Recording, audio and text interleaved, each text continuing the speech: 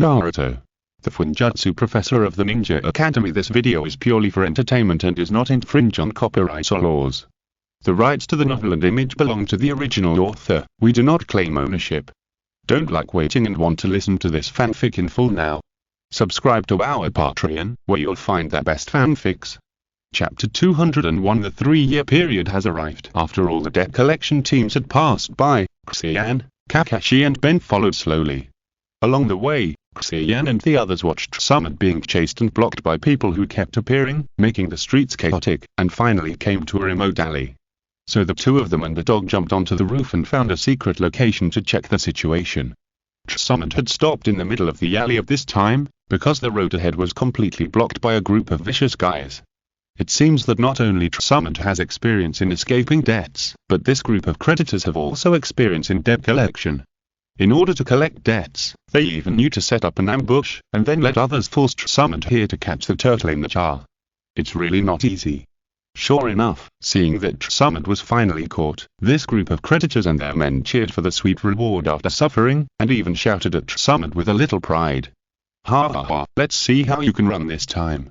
It's time to settle the gambling debts you owe these days. Kakashi, who was squatting on the roof watching the show, was slightly stunned when he heard this. Lady Summit was being chased by them because she owed them money. And it was a gambling debt. Borrowing money and gambling, it is obvious that Lady Summit has seriously violated the prohibition on money in the 3 ninja prohibitions. Lady Summit, the granddaughter of the god of ninjas and one of the 3 ninjas, actually violated the norms of ninjas. Although Summit was surrounded by so many big men with ferocious smiles at this time, she still looked fine. After all, for her who had experienced the Second Shinobi World War, this scene was just a small matter. She looked around, then puffed out her chest and said in a shameless tone, "I owed the money with my own ability, why should I pay it back?" Seeing that the creditors were so angry at her words, she sneered. "And with the terrible interest rate, you probably didn't have good intentions when you lent me the money, and you didn't even think that I could pay it back. If that's the case, then isn't what I'm doing just what you want?" Kakashi, who was a little disillusioned with Summit, rekindled some of his faith after hearing her say this. So Lady Summit deliberately borrowed money and didn't pay it back in order to punish these abominable loan sharks. It's the opposite. She had already made up her mind not to pay back the money, so she deliberately went to these black-hearted loan sharks. Xia Yan on the side rolled his eyes slightly, and complained in his heart at the same time. The creditors on the scene whose thoughts were exposed by Summit couldn't help but look at each other in embarrassment. They really didn't intend to ask Summit to pay back the money, but they had other indescribable little thoughts that could only appear in the notebook. They even designed many twists and turns in the IOU from the beginning, destined to make Summit unable to pay back the money. But they didn't expect that the beautiful girl in front of them had already planned not to pay back the money from the beginning. From a certain perspective, they are really a perfect match. A fierce man who seemed to be the representative of the creditors came out and said lightly, "No matter what, you signed the IOU in black and white. Even if we sue the daimyo, we are right. Before, I didn't expect you to be so capable that I let you run away, but today is different."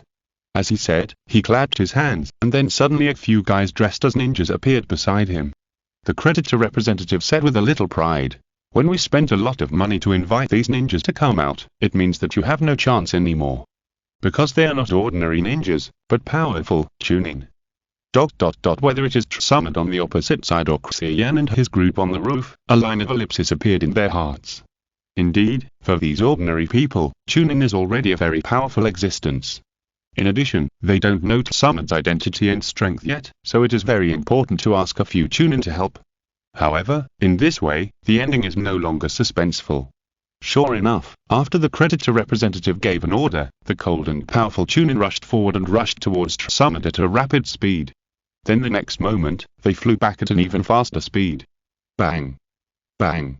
Bang! The people who were waiting to watch the show with cruel smiles were knocked down by the flying ninjas like bowling pins, and they howled in pain. The others who survived the disaster looked at the still delicate blonde woman not far away with horror. They couldn't imagine that the scene in front of them was caused by her. The representative of the creditor had already sat on the ground. He no longer had the confidence on his face.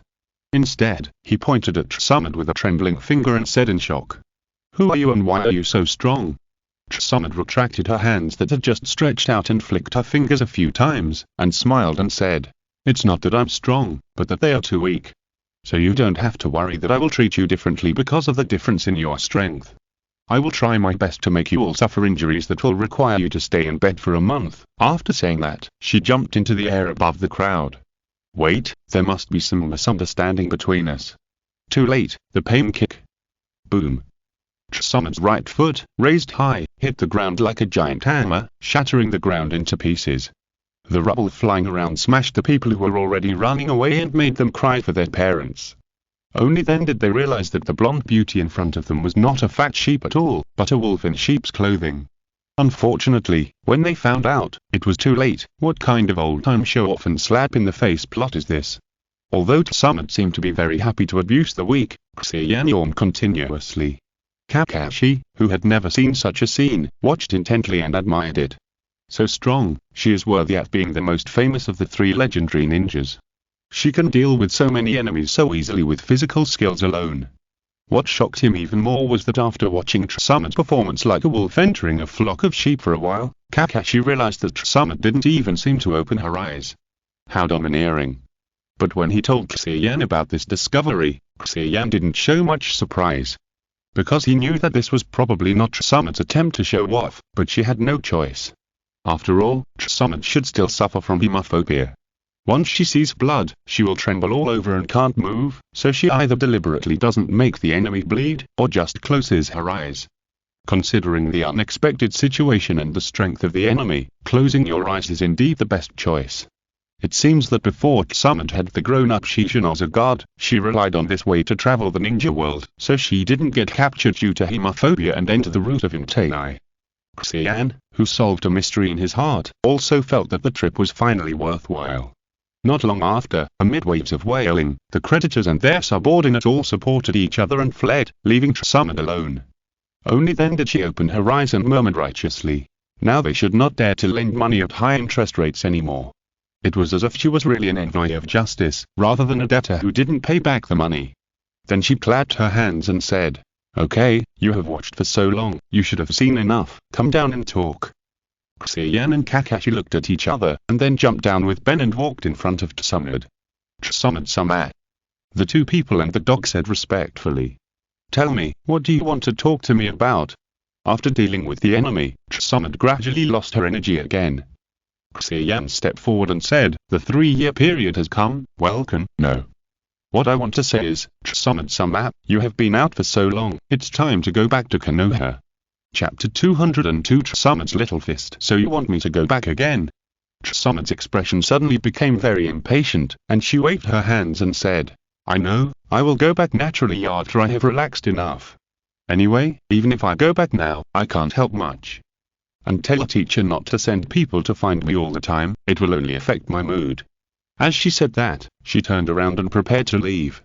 Then she heard Xia Yan say, "This time it is not the order of Lord Okage, but the intention of Mr. Mito." "Mr. Mito?"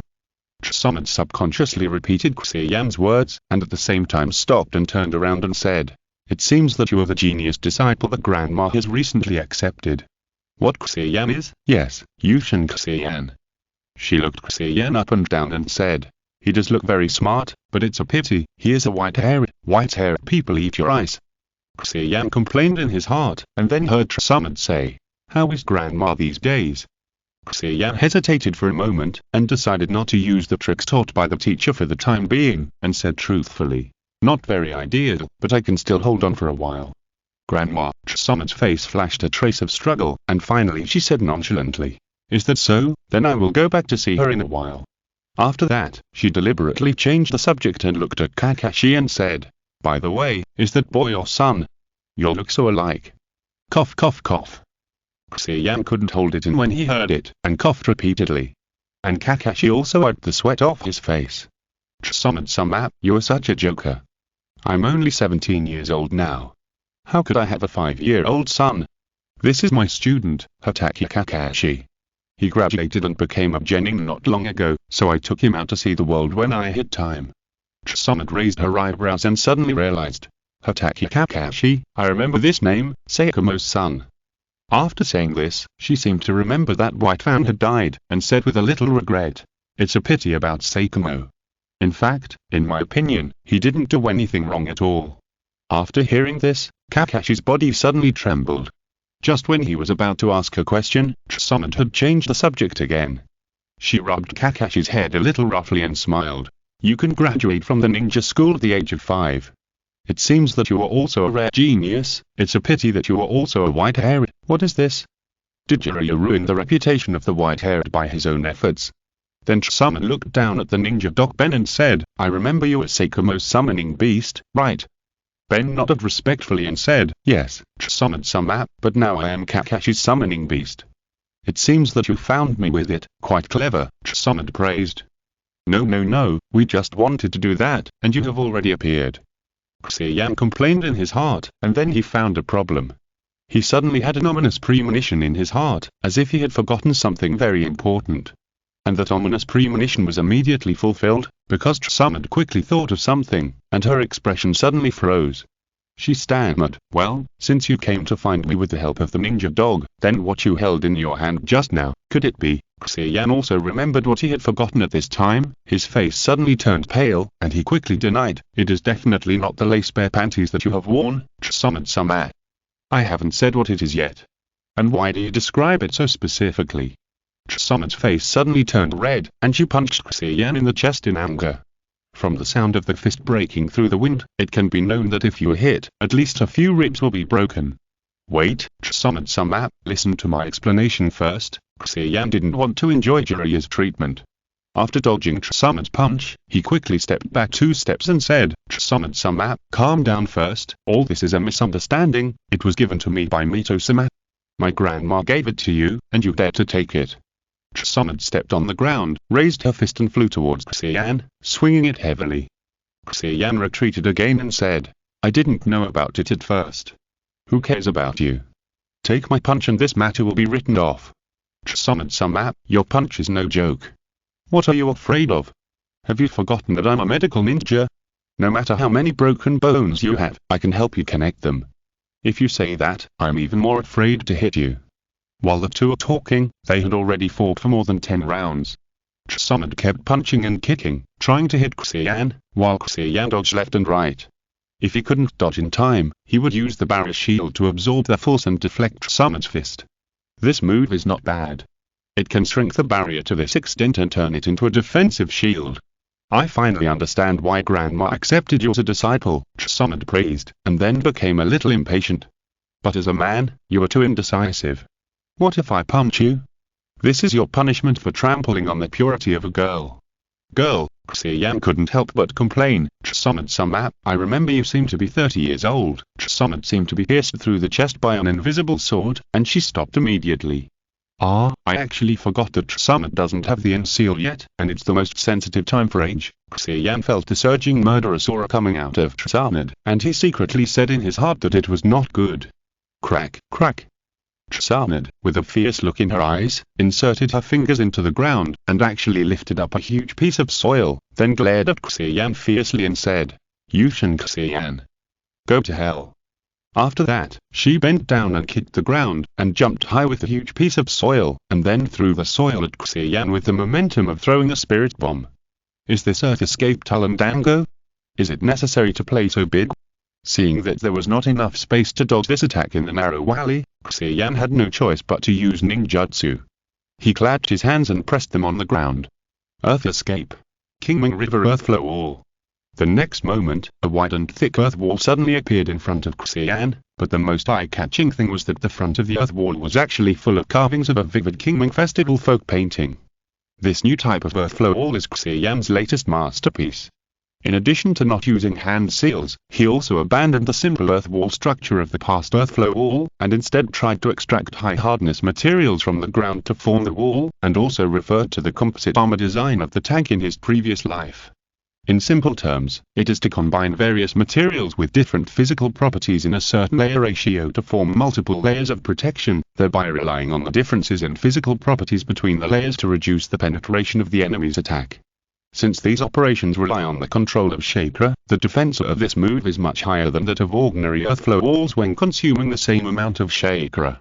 As for the customs painting on the front, it also has the effect of shocking the opponent through showing off skills, and it may even be a work of art that makes the enemy reluctant to destroy it, probably. At least Sanad, who just threw a huge earth block, was shocked by Xia Yan's earth flow wall. Is this guy sick? He actually carved pictures on the earth flow wall. Well, it seems that for people without artistic cells, this use is not very useful. Kakashi, who was watching the battle on the side, was attracted by this overly fancy earthflow wall. Because in fact, he also thought about whether to carve a few dog heads on the earthflow wall as decoration, but he has not put it into action yet. Unexpectedly, the teacher had already thought of this, and had already elevated this idea to the level of an art. Especially at the moment when the earth wall and the earth block collided and each turned into large pieces of rubble and exploded, Kakashi felt a sense of incomplete and broken beauty. Could it be art's explosion? Sure enough, he still has a lot to learn from teacher Xia Yan. Kakashi sighed in his heart. Sanad, who had thrown the youth, seemed to have lost her temper. After landing, she did not continue to attack. Instead, she looked at the earth wall, which was still standing with only a few layers of broken outer layers, in silence. How could this earth wall be so hard? Sanad complained helplessly in her heart, feeling that the ninjutsu used by her cheap junior brother was always a little strange. Since you've shown me some interesting ninjutsu, let's let it go this time. Sanad curled her lips, then said, by the way, why didn't you fight back just now? Xia Yan walked over tentatively, spread his hands and said, after all, you and I still have something to say, Sanad, so I naturally can't destroy you as a shadow clone. Oh? Sanad finally took a serious look at Xia Yan this time, and said, it seems that you are more powerful than I thought. You can actually tell that I am a shadow clone. Then she showed a sly smile and said, but unfortunately, my chakra is almost exhausted, so if you have anything to say, go find my real body. After that, without waiting for Xia Yan's reply, she waved her hand, turned into a puff of white smoke and disappeared on the spot. Chapter 203 Shepherd. It's just a shadow clone. Kakashi, who finally recovered from the shock just now, was shocked again. After all, he felt that the scene of the two fighting was eye-opening and worthwhile, but he didn't expect that Sanad was just a shadow clone from beginning to end. Although the shadow clone is no different from the original body except for the ability to resist attacks, considering the consumption of chakra and the need to avoid being hit by the enemy as much as possible, the actual combat level will inevitably be greatly reduced. Therefore, the performance that amazed him just now is just a small test for Sanad, and she didn't use her full strength at all. Is this the little red among the three ninjas, Sanad's strength? Kakashi thought to himself, and then thought of another question. Then how terrible would the strength of the man who was admired by the three ninjas be? Kakashi, who had become a little relaxed because of his early graduation, once again realized that he might still have a long way to go, but he put this matter aside for the time being and focused on the mission again. Uncle Ben. Kakashi lowered his head and said, can you still find the location of Lady Sanad now? Ben, who was squatting on the ground, shook his head. Just now, Lady Sanad's shadow clone almost ran all over the Tancho Street, so now it is impossible to locate her real body by smell alone. I'm afraid Lady Sanad had this idea from the beginning, so she took the time to lead those people to run back and forth on the street. After all, it is not uncommon for ninjas to lock targets by smell, so she will naturally take precautions. Kakashi frowned slightly when he heard this. This is troublesome. If Uncle Ben didn't help, would they really have to check every hotel and gambling house like teacher Xia Yan said before? The problem is that they don't even know if Lady Sanad is still in this Tancho Street. Fortunately, at this moment, he heard teacher Xia Yan's voice again. Don't worry, since I noticed that Lady Sanad is a shadow clone, I naturally have a countermeasure. Xia Yan smiled and told Kakashi to be patient, while raising his hand to open an interface in front of him. Kakashi took a closer look out of curiosity and found that a map was displayed on the interface. According to the text on it, it was a map of the area near Tancho Street where they were. At the same time, there were many bright spots on the map, like the starry sky. What particularly caught his attention was a bright spot that was moving away to the north at a very fast speed. Teacher, this is, Kakashi asked subconsciously. Xia Yan explained casually. This is actually a map I made by borrowing the principle of the perception array. It can display all the people and things around me with chakra on it with light spots. Although Kakashi heard the teacher say it lightly, it was not difficult for him to imagine how useful this thing could be on the battlefield. However, he was a little numb to the endless inventions of teacher Xia Yan, so he was not too surprised, but quickly thought of the teacher's intention of taking out this thing. I understand. Although Lady Summon's shadow clone is gone, the chakra in it will not disappear for nothing, but will return to the main body. So, teacher, you plan to use this map to track the chakra to find Lady Summon's whereabouts. As Kakashi spoke, his tone gradually became a little respectful. Because he had never thought that there was such an operation, that the main body could be pulled out through the shadow clone. It really deserves to be called Teacher Xia Yan. However, the effect of this thing is not as powerful as he imagined. Xia Yan said helplessly. Unfortunately, due to the need for portability, the detection range of my map is not large. And Lady Summoned is not exactly in the range, so we can only infer her current location based on the direction of the shadow clone's chakra leaving. As he said that, he zoomed in on the map and looked at the extension line in the direction where the bright spot disappeared, and pondered. It seems that Lady Summoned has already left Tancho Street. The shadow clone made a big fuss before, probably to cover up the departure of the original body and prevent others from discovering it. And the next place she is going to should be the town in this direction, at this time in that countryside outside Tancho Street. Summoned was carrying a suitcase in one hand and Xia Yan in the other hand, and was moving quickly towards the next town. Suddenly, she paused for a moment, then continued to run forward, smiling secretly and muttering to herself. Yushin Xia Yan, it seems that Grandma has received an interesting disciple this time. Then I can relax outside for a while. Summoned, are you talking to me? Suddenly, a voice sounded beside Summoned. No, I just thought of an interesting guy. Summoned came back to her senses and said to a tall man beside her who was wearing a black suit and covered his body tightly. Speaking of which, I have to thank Uncle Ryoma for your reminder, otherwise I might not be able to get away so easily this time. The man she called Uncle Ryoma said in a vicissitudes of life and deep voice. You're welcome. In fact, even without me, with your strength, Summoned, you can definitely get away easily. Ha ha, Uncle Ryoma, you are too kind. Even in front of the kind Uncle Ryoma, Summoned could not tell the fact that she suffered from hemophobia and her fighting ability had been greatly reduced, so she could only laugh and then said, I didn't expect that the creditors would unite to collect debts from me. Is it necessary to do this? I've already said that I will pay them back after my luck changes and I win the money. They don't believe me. It's really outrageous. Of course they don't believe it. They probably don't know how long it will take for you to win back your money. Xia Yan and Ryoma, who were being carried, couldn't help but complain in their hearts. Summoned then remembered that Uncle Ryoma beside her was actually her creditor, and quickly added, but don't worry, Uncle Ryoma. After I win the money, the first thing I will pay back is the money I owe you. I have a feeling that I will make a lot of money soon. Little Xia Yan rolled her eyes again when she heard this, and thought to herself, Lady Summoned, what you said has no comforting effect at all. The corners of Ryoma's mouth under his mask twitched, and then he said, don't worry, don't you think I can trust you as the granddaughter of the first Hokage? Summoned's eyes lit up when she heard this, and she said, as expected of a ninja who once fought with Grandpa, you are really generous. In that case, I actually have another unwelcome request. After a moment, Ryoma said goodbye to Summoned and stopped. He looked at Summoned who had borrowed another sum of money from him and was waving the banknotes and leaving happily, and an inexplicable light flashed in his eyes. After this time, those black gangs who lent money at high interest rates should not dare to lend money to Summoned so casually. Very good. After all, if you lend money to Summoned, then gamble against her in the gambling house to recover most of the cost, and then take the IOU to the Senju clan to collect the debt, but the secret of making money he discovered cannot be shared with others. Yes, this Ryoma was willing to lend money to Summoned. In fact, he was holding the purpose of making money from her, not because she was the granddaughter of the first generation. In fact, after he found out that the granddaughter of the first generation was not good at gambling and had a strong addiction, he thought about making money by gambling with her directly. However, this would probably make the other party wary, so he became a good man and made money through this roundabout method. Even the creditors were able to unite because he was secretly arranging them. It just so happens that they should give up the idea of asking Summoned to collect the debt.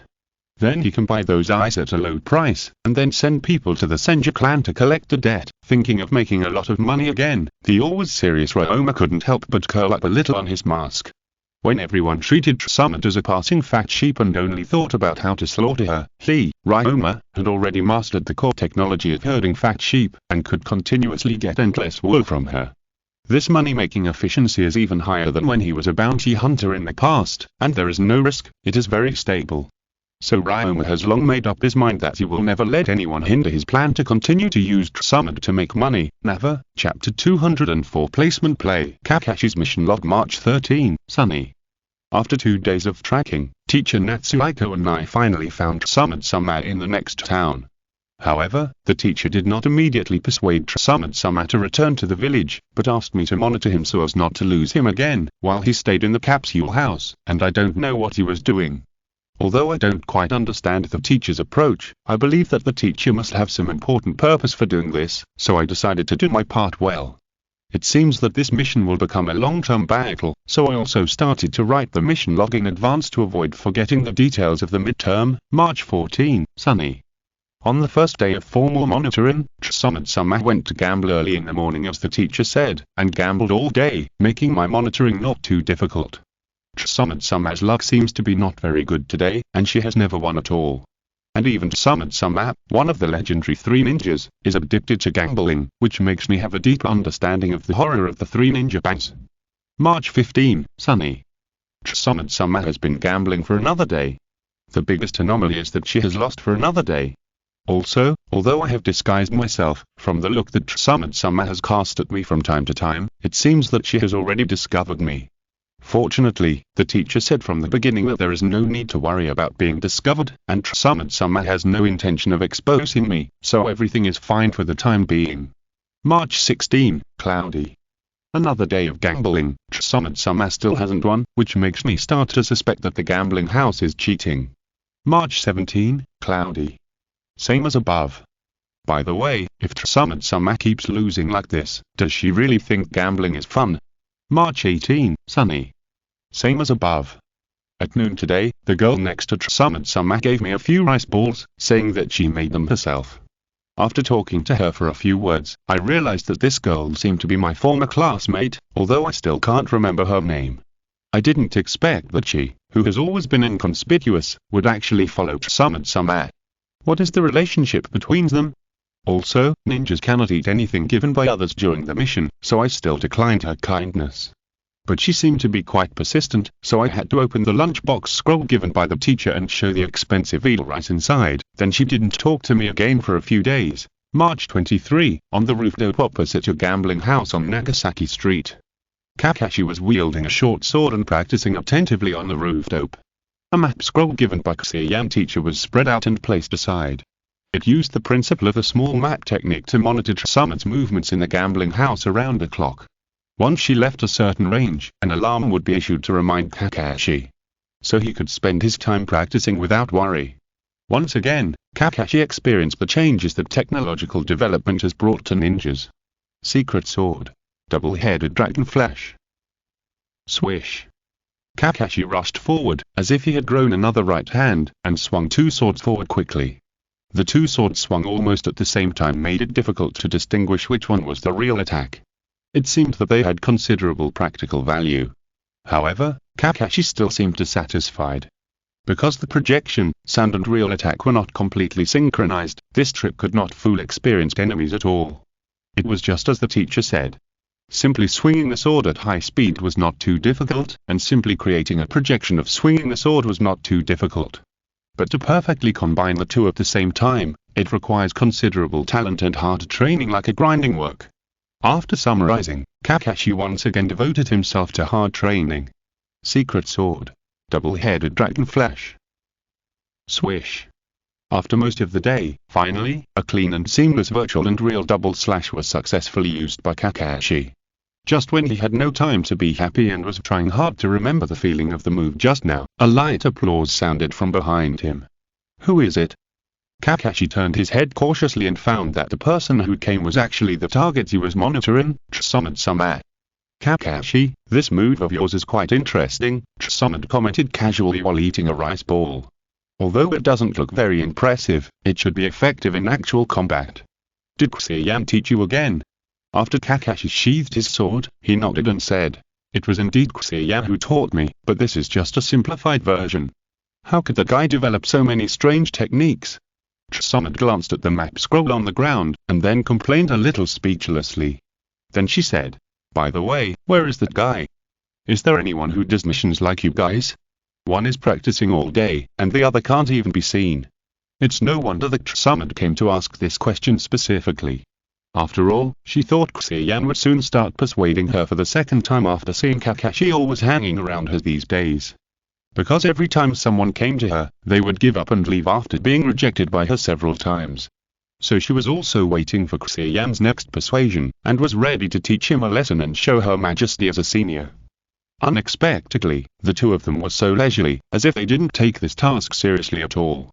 This made Summit feel as if she had punched cotton, and she had a kind of depression that she couldn't vent. Although she would not be persuaded to go back by them, they couldn't just give up. That's why Summit came here specially to ask Xia Yan what he was doing. But Kakashi naturally wouldn't reveal the teacher's plan. More importantly, even he didn't know what the teacher was doing. So he had to tell Summit-sama as the teacher instructed.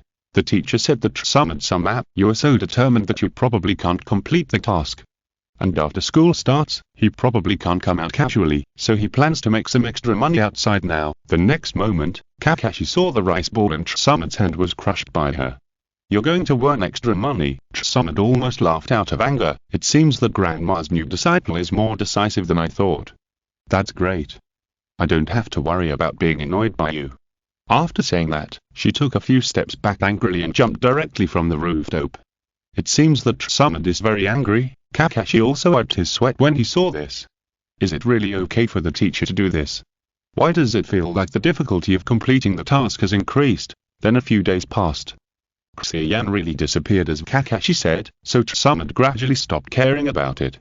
Today, she came to the nearby gambling house as usual, and she was still mysteriously confident in her heart that today would be a good day for her luck.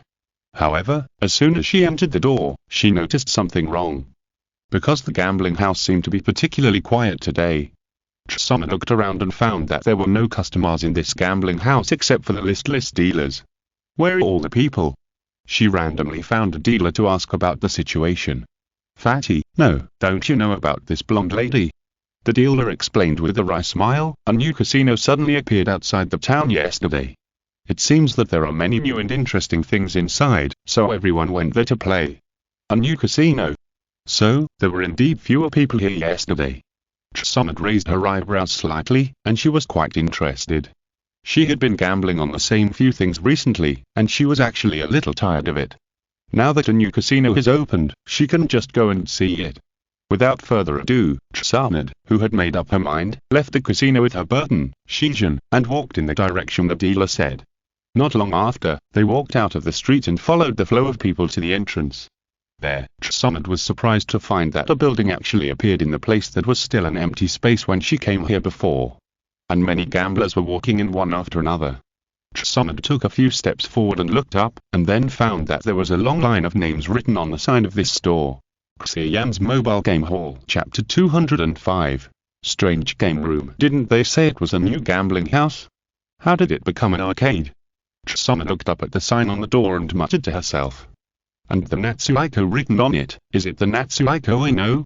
No, although Kakashi said the guy went to make extra money, it's not like he would open such a store all of a sudden. Maybe it's just the same name. Summit didn't dwell on this issue too much and decided to go into the store to see what was going on. So she took another step and walked into the arcade with her burden, Xia Yan, into the arcade with a strange name. As soon as she entered the door, Summit saw that the store was already crowded with customers, and it seemed that the business was very good. Among them were many of the gamblers she had met recently. It seemed that, as the dealer said, all the gamblers on the whole street really came here to play. But what surprised Summit was that unlike the usual gambling houses where everyone gathered around gambling tables to gamble, now everyone was gathered around machines with some strange shapes. She walked to the nearby machines curiously and found that they were all kinds of pachinko and slot machines. You have to know that these things have only appeared in the ninja world for a short time. She had only seen them in the capital of the Land of Fire before. She didn't expect that they would be here too. Even compared with the crude machines she had seen before, the machines here seemed to be better in terms of graphics and gameplay, as if they had been iterated more than a dozen times. In addition, Summit also found that there were many mahjong machines, poker machines, horse racing machines and other machines that she had never heard of. It seemed that all gambling games were concentrated in these machines and gathered in this small game room. Is this a gambler's paradise? For Summit, who always loses in gambling but is still keen on gambling, this place can indeed be called her paradise. She looked around with shining eyes, clenched her fists, but didn't play for a while. Because she didn't expect that this small game room actually brought together so many gambling games, which made her a little dazzled and didn't know which one to play first. And she finally understood why this store had just opened and was able to snatch all the gambling business on the street. Because from the beginning, the two games were simply incomparable in terms of game types and fun. However, Summit temporarily suppressed her desire to play and decided to go to the center of the game hall first. Because there were the most gamblers gathered there at this time, and most of them were shouting excitedly. It seemed that there should be more interesting games waiting for her. When Summit walked to the periphery of the crowd, she barely found a ring in the center, on which two ninjas were fighting fiercely. At the same time, the audience around was excitedly cheering for the ninjas on the stage. This familiar scene made Summit frown immediately. Because it looked very much like the black market gambling boxing she had seen before. This kind of game that treats people as gambling tools and disrespects life has never been liked by her as a medical ninja. Especially after she suffered from hemophobia, it was even more impossible for her to participate in these games. At the same time, Summit also felt a little disappointed. She thought that this store with so many kinds of gambling games should be the paradise she had dreamed of. As a result, it seems that a full range of gambling games is not entirely a good thing. But just when Summit was about to turn around and leave, and look for other game consoles nearby to entertain herself, she suddenly found something wrong. Because although she was far away, when she saw such a scene, her hemophobia should have started to attack slightly. However, at this time, her body showed no such signs at all. Summit stopped to take a few more glances, and found that although the two people on the stage were fighting with fists and sparks, there was no sign of blood. She even observed a little and found that their clothes were clean, and even their hairstyles were not messy at all. Is this a fake fight for performance? No. Summit analyzed it carefully and found that the two people on the stage, whether in terms of fighting movements or logic, gave her a weird feeling. For example, their movements were cruel, but very stiff and monotonous, with only a few moves coming and going. Also, although the ring was not small, they seemed to be fighting on a single plank bridge, moving forward and backward in a straight line. What surprised her even more was that when one of them was knocked to the ground and the sound of the end of the first round rang out on the ring, the two suddenly disappeared, then returned to the center of the ring and quickly resumed the fight. All these strange phenomena made Summit's curiosity reach its peak, and she couldn't wait to unravel the secret. But she didn't wait too long. Because after she used her strange strength to squeeze through the crowd and continued to walk inside, she found that there were many machines similar to the previous ones placed around the ring, and many gamblers were excitedly operating the game machines. And the game machine screen showed a scene of two ninjas fighting, which was very similar to what was happening on the ring. Summit observed for a while, and then found that along with the gamblers' operations in front of the game machine, the characters in the picture would make corresponding movements. This naturally reminded her of the puppetry that Sand Village was good at. However, after her observation, the two people on the stage should not be puppets, nor real people, but just an enlarged version of the game machine screen. After figuring this out, Summit couldn't help but feel relieved, and at the same time began to admire the ingenious ideas of the designers of these machines. In addition to poker, mahjong, and horse racing, I didn't expect that even ninja battles could be simulated and reproduced through game machines. More importantly, gamblers can not only watch the battles, but can even participate in them personally, controlling the characters with their own hands to win. For ordinary people who don't have the talent of ninjas, it is probably difficult to resist such temptation. No wonder this store took away all the gamblers on the street within 2 days of opening. Even Summit herself, after knowing that there would be no real casualties, became very interested in this game. Seeing her eyes emitting dazzling brilliance, Xia Yan beside her felt a little tired. Because every time Summit Sama showed such an expression, it was a sign that their wallets were empty. Without further ado, Summit decided to start her journey in this game hall with this game. After asking the gamblers next to her, Summit went to exchange the game coins first, and then found the shortest line to line up. Fortunately, although there are many people in this game, it seems that you can't renew your coins if you lose, so the rotation rate is quite fast. Summit just watched the gamblers around her playing games for a while, and it wasn't long before it was her turn. So Samad sat down with anticipation, and started her first arcade journey with eagerness. If you're listening to this novel on a channel other than Fanfic World, it means they downloaded and uploaded it without effort. We cordially invite you to visit our channel, Mundo Fanfic Novel, as there you'll find the original version of this story and you can explore many other novels of various genres. We're waiting for you to immerse yourself in a world of incredible novels. Chapter 206. Spring of the Fat Sheep. In the not-too-distant future. In the 97th year of the Konoha calendar, powerful ninjas from all over the ninja world received an invitation letter at the same time, the purpose of which was to invite them to participate in a fighting competition called King of Ninja. So many strong people gathered in this fighting competition with various purposes. Among them, there was a descendant of the Senju clan who was proficient in using fire escape, named Senjukyo. With years of training, he was able to defeat his father Senju Shibatsu at a young age, and thus became the strongest heir in the family. After receiving the invitation, the competitive Kyo secretly ran away from home to fight in the competition in order to verify his strength. At this time, he didn't know that he would meet his lifelong enemy at this conference, the terrible Blue Flame Messenger, Uchiha Iori. So a new era legend involving the history of the ancestors of the Senju and Uchiha clan sealing monsters thousands of years ago is about to begin. The above is the background story of this Ninja King 97 game extracted by Samad from the cool opening animation. Her feeling about this is, although it is fictional, it is not easy for the Senju clan to finally have a ninja who is good at using fire escape. And this game, should you pay the Senju clan copyright royalties? But Samad did not continue to think about these questions. Because she knew and she was queuing just now that due to the shortage of seeds, everyone who loses will have to get off the machine and queue up again. However, as a novice, she will have a 10-minute protection period when she plays the game for the first time, and can play the single-player game without being challenged by other players. Even if she loses, she can recharge the coins without getting off the machine. So now is not the time to watch the plot, but to seize the time to learn how to play this game, so as not to lose when the time is up and have to queue up again. If it weren't for the fact that the protagonist's last name is Senju, she would not have bothered to spend time watching the opening screen. So Samad imitated the operations of others and pressed the button to come to the character selection interface. Although the background story described this competition as very grand, probably because this game console was just developed not long ago, there are only 8 characters that can be selected. For example, the protagonists Senjukyo and Uchiha Yan, the mysterious Hyuga dressed in white, the second generation of Shirawime who inherited the name and dressing style of the famous ancestor of the Shirawi style, etc. Although Samad was more interested in Shirawime, whose breasts seemed to be comparable to hers, she still chose her cheap descendant Senjukyo as the first character to play. It seems that the designer of this game also knows that everyone is not very interested in the plot, so after a few words of background explanation, they directly entered the official game. The first level, Senjukyo vs the Wandering Swordsman Omara. Probably because it is the first level, it is not difficult, and various prompts appear on the screen, allowing Samad to quickly master the rules of this game and the functions of various buttons. In simple terms, this game is to control the characters on the screen through joysticks and buttons to defeat enemies in a 2D horizontal axis world. This enemy can be a character controlled by other players, but in standalone mode, it can also be a character controlled by the game console. Basically, this standalone mode is just for players to practice characters and kill time waiting for opponents, so the difficulty is not too great.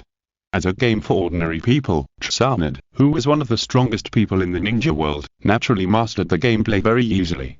From how to use various special moves, to the combos that combine ordinary moves and special moves, and how to accurately use the substitution system that is very ninja-like to counter-attack opponents, while learning how to use characters and defeating enemies one by one, Samad gradually immersed herself in the world of Ninja King 97. This game probably did not completely restore the real combat situation of ninjas due to considerations of playability and function, but basically formed a special combat logic through the mutual restraint of attack, defense, and throwing. Therefore, even Samad, who has experienced hundreds of battles, cannot fully apply her combat experience to this game. So if you want to master this game, I'm afraid there is still a long way to go. However, Samad was not discouraged by this. Instead, she was more eager to try and was excited that she had found something worth studying. It seemed that she had found the fun of learning various gambling methods with her grandfather. Sure enough, happy time passed quickly. Samad had just defeated the physical ninja long when the interface popped up a message about the challenger. It turned out that 10 minutes had passed, so her novice protection also disappeared. But this was just what Xia wanted. Although she had only played for 10 minutes, she had already understood that the essence of this game could only be experienced by fighting with real people, so she had been waiting for the first opponent to appear. After the opponent appeared, the first thing that was displayed was a betting screen. Because this game is actually a kind of gambling, in addition to the audience next to them who can bet, players can also bet on themselves before the battle. After both parties have determined the bet, the battle will officially begin. The opponent seemed to be quite confident in himself and increased the bet several times, and Xia was naturally unwilling to be outdone and quickly followed up. After repeating several times and raising the bet to 10,000 Ria, the upper limit of their battle level, Xia finally started her first PvP battle. Then the game console screen changed again and re-entered the battle scene. Senjutsu vs Mei Shiroi. This time Xia finally saw the true face of the so-called Mei Shiroi. After estimating the size of Mei Shiroi's chest with her naked eyes, Xia showed a disdainful smile. That's all? You're so young and yet you dare to be so ostentatious, wearing such revealing clothes, you're really ruining the reputation of our female ninjas. Xia Yan looked at the chest of Mei Shiroi swaying with her movements on the game screen, thinking that it was not small at all. But she turned her head and looked at Lady Xia again, and she felt speechless again. Sure enough, you're right about your big breasts. At the beginning of the battle, Xia skillfully operated Senjutsu to brutally kill Mei Shiroi. It seemed that she really wanted to teach this junior who ruined the reputation of female ninjas a lesson. But she may have forgotten that the controller behind Mei Shiroi was probably just an old man who picked his feet, perhaps because this game had only been out for a short time and everyone was a novice. Xia did not feel that there was much difference between it and playing against a machine, and quickly won 2 games in a row and easily defeated the opponent. Go. As the voice announcing victory sounded, Xia saw the information of the account being received displayed in the upper right corner of the interface. Apart from the 1/10 handling fee, this game brought Xia a profit of 9,000 taels. Xia is so kind, you finally won. Xia Yan, who had been on tenterhooks, said excitedly and somewhat unbelievably. Yeah, I didn't expect that I actually won. Although it was just an easy victory, Xia also let out a long breath. After all, her bad luck of losing every time she gambled was no joke, and even she herself didn't expect it to be so smooth. It seems that although this game involves gambling elements, compared to luck, skills are the key to determining victory or defeat, so that bad luck is not so easy to trigger. Xia, who figured this out, couldn't suppress a smile on her lips, and her eyebrows curved. Because doesn't this mean that she can finally get rid of the terrible curse and be able to compete fairly with others? Sure enough, when she told Uncle Ryoma that she felt that her luck was about to change, it was not an illusion. After nearly 30 years of repeated gambling and losing, if she'd finally ushering in her spring. Chapter 207. Worthy of the name. Although Xia was very excited, she still suppressed her excitement. After all, she didn't know if it was a coincidence, so she had to test it several more times, no, dozens or hundreds of times. Xia was full of fighting spirit and soon faced several opponents one after another. In the second game, Senjutsu vs Shiroi Mei, win, earn 4,500 taels. In the third game, Senjutsu vs Shiroi Mei, win, earn 3,600 taels. In the fourth game, Senjutsu vs Shiroi Mei, win, earn 7,200 taels. Damn. Why are all people playing Shiroi Mei? Humph, it turns out that men were all pigs. Although Xia was complaining on the surface, she was very happy in her heart. Because this made her quickly master the countermeasures against Shiroi Mei, so she won the bets one after another. This was a pleasure she had rarely experienced. This even made Xia Yan on the side a little scared. Because she heard from Lady Xia that whenever this happened, it seemed that bad things would happen to the people around her. Xia Yan even guessed that this might be the fundamental reason why Lady Xia would stay away from the village, but she also had a question that she didn't know whether she should say or not. Then why did Lady Xia bring her with her? Was she born tough or what? Just when Xia was getting better and better at playing and was getting into the swing of things, a familiar voice sounded from behind her. Lady Xia, it seems that you are quite satisfied with this game.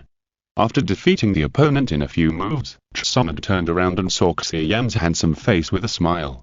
He was touching Xia Yan's head and greeting her. Sure enough, even with white hair, this guy still looked much more pleasing to the eye than Jiraiya. It seemed that it was still a matter of appearance, and white hair was not something that ordinary people could handle. Summit was thinking about all sorts of things in her mind, but on the surface she said impatiently, "Why are you here again, you white-haired boy? I've already said I won't go back for the time being." In fact, she was somewhat happy to see Xia Yan come to see her again.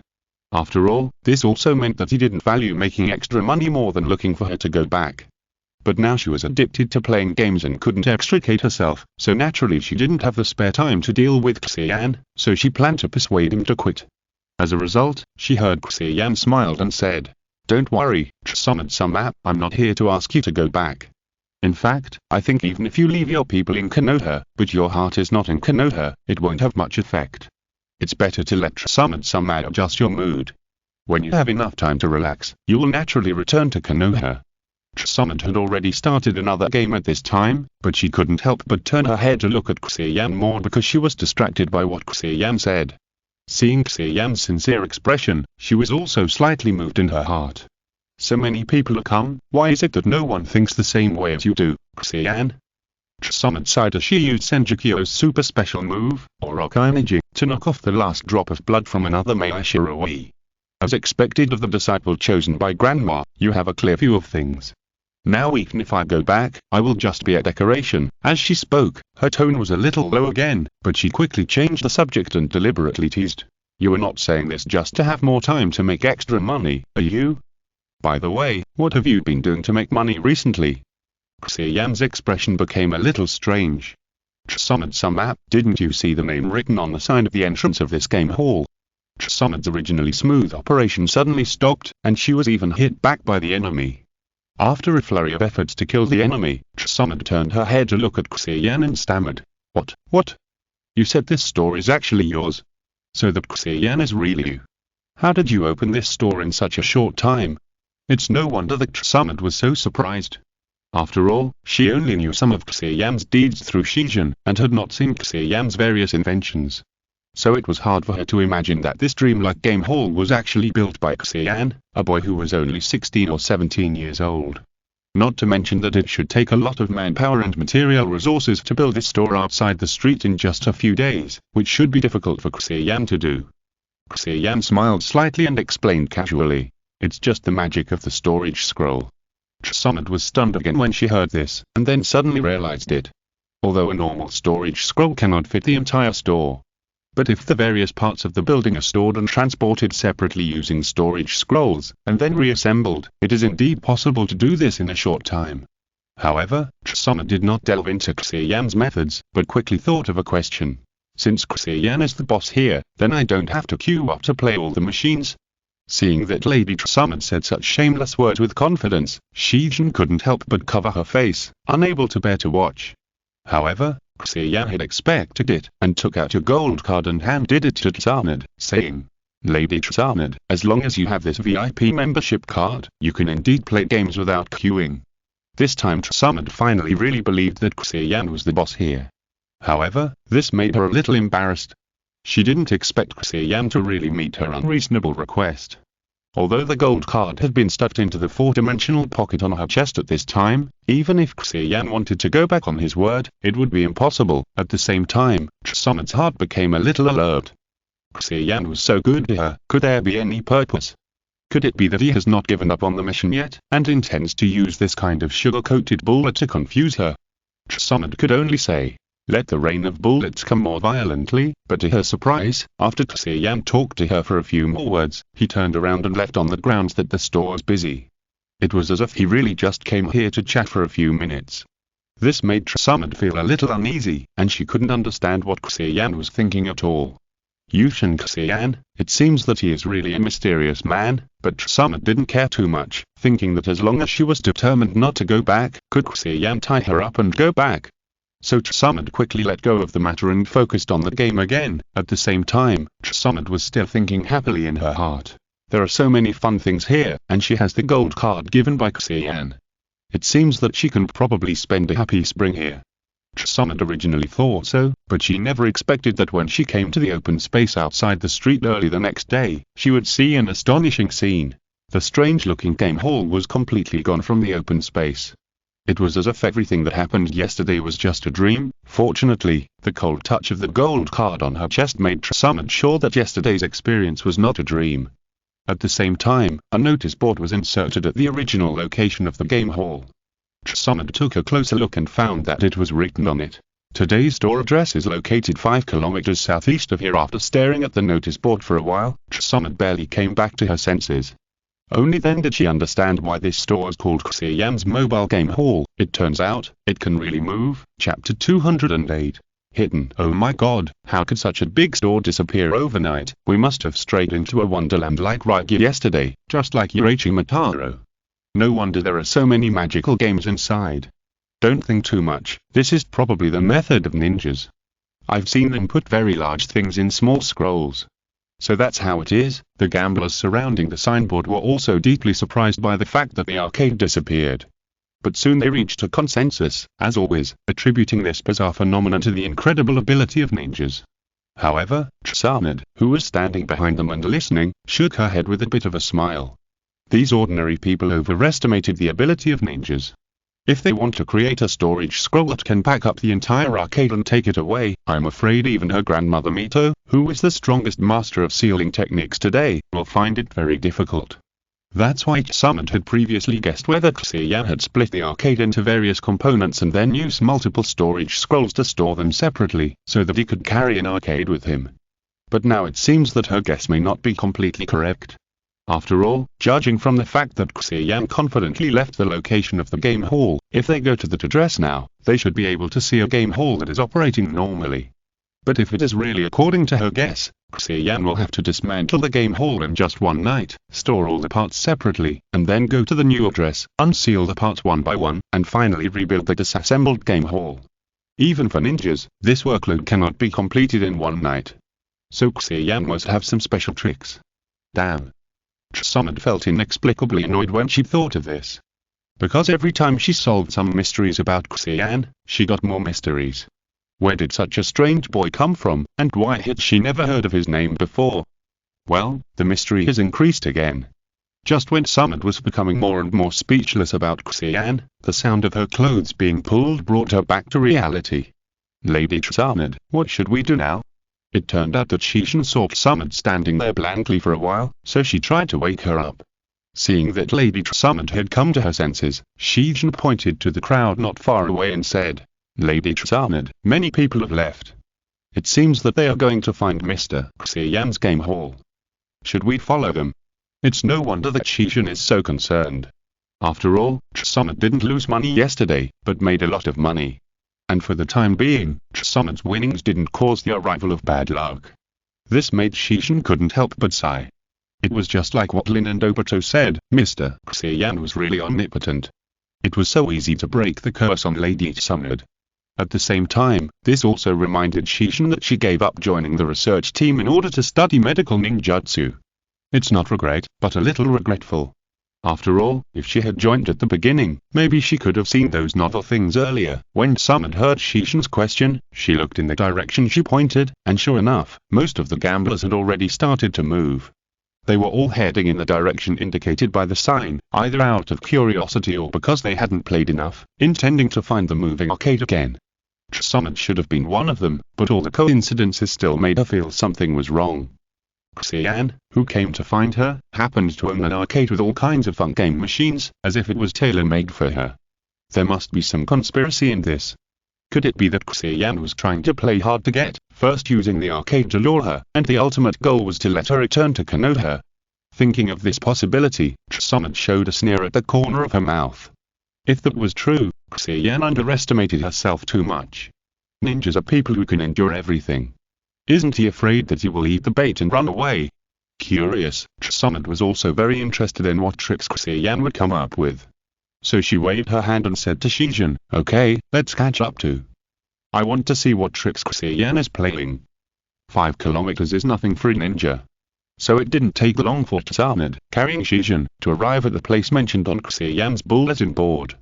There is a small village here, and Xia Yan's strange game hall is located not far from the entrance of the village. Although it was expected, when Summit saw the same building as yesterday appear here 5 kilometers away, it still felt unreal. How did Xia Yan do it? Maybe Summit was too fast, so the other gamblers had not arrived here yet. However, not far from the entrance of the game hall, many villagers had gathered, and seemed to be discussing the sudden appearance of the building. It sounded like they were nominating a brave man, ready to give the best sword in the village to the other person, and then let the other person enter the mysterious building to find out. If it were any other time, Xia would definitely not miss this kind of show, but now that she had seen the arcade, she naturally ignored them and went straight to the arcade door and pushed it open. The villagers who were discussing heatedly suddenly became quiet and looked at each other. After entering the arcade, Xia looked around, but found that there was no one there. Not only were there no customers, but even the white-haired no. 2 Xia Yan and the white-haired no. 3 Kakashi were nowhere to be seen. Could it be that these two guys knew that she would find them, so they deliberately hid? Xia muttered to herself. However, seeing that all the game machines were not being used at this time, Xia would naturally not miss this opportunity. So she temporarily put aside the matter of looking for those two people, and looked at the game machines around with shining eyes, hesitating about which game to favor first. Alas, too many choices are also a kind of happy trouble. After a while, other gamblers also arrived one after another, and the nearby villagers also tentatively walked into the arcade, and were soon captured by the unheard of game machines. Since this arcade is fully automated for both exchanging game coins and playing games, it actually doesn't need employees. In addition, this arcade is so magical that the guests dare not be presumptuous, so it actually runs well on its own. Xia had just tried most of the game machines with Xia Yan before everyone arrived. The result was just as she had guessed before. The completion of each game was very high, as if it had been iterated several times. But as a veteran gambler, Xia had never heard of these games. Could it be that Xia Yan had perfected these games to this extent out of thin air? Xia felt that the mystery of Xia and Xia Yan seemed to have increased. The only regret for her and Xia Yan was that even though they were the same machines, most of the game machines were still not immune to her curse of losing every time she gambled. Sure enough, once the luck factor was too much, the curse on her would be automatically triggered. So after playing around, Xia honestly returned to the arms of Shinobi Emperor 97. Sure enough, it is easy to go from frugality to luxury, but it is difficult to go from luxury to frugality. In the past, Xia could still enjoy the game even if she lost money every day, but after experiencing the pleasure of constantly winning money, she could hardly stand the experience of losing all the time. With yesterday's experience, coupled with the talent of a ninja, Xia's journey to become the Ninja King today was naturally smooth sailing. Yesterday, she might have been killed by the first encounter because she was not familiar with the playing methods of other characters, and occasionally lost a few games. But today, she would naturally not make such a mistake. She killed without mercy and soon became the overlord of this game, and was feared by everyone.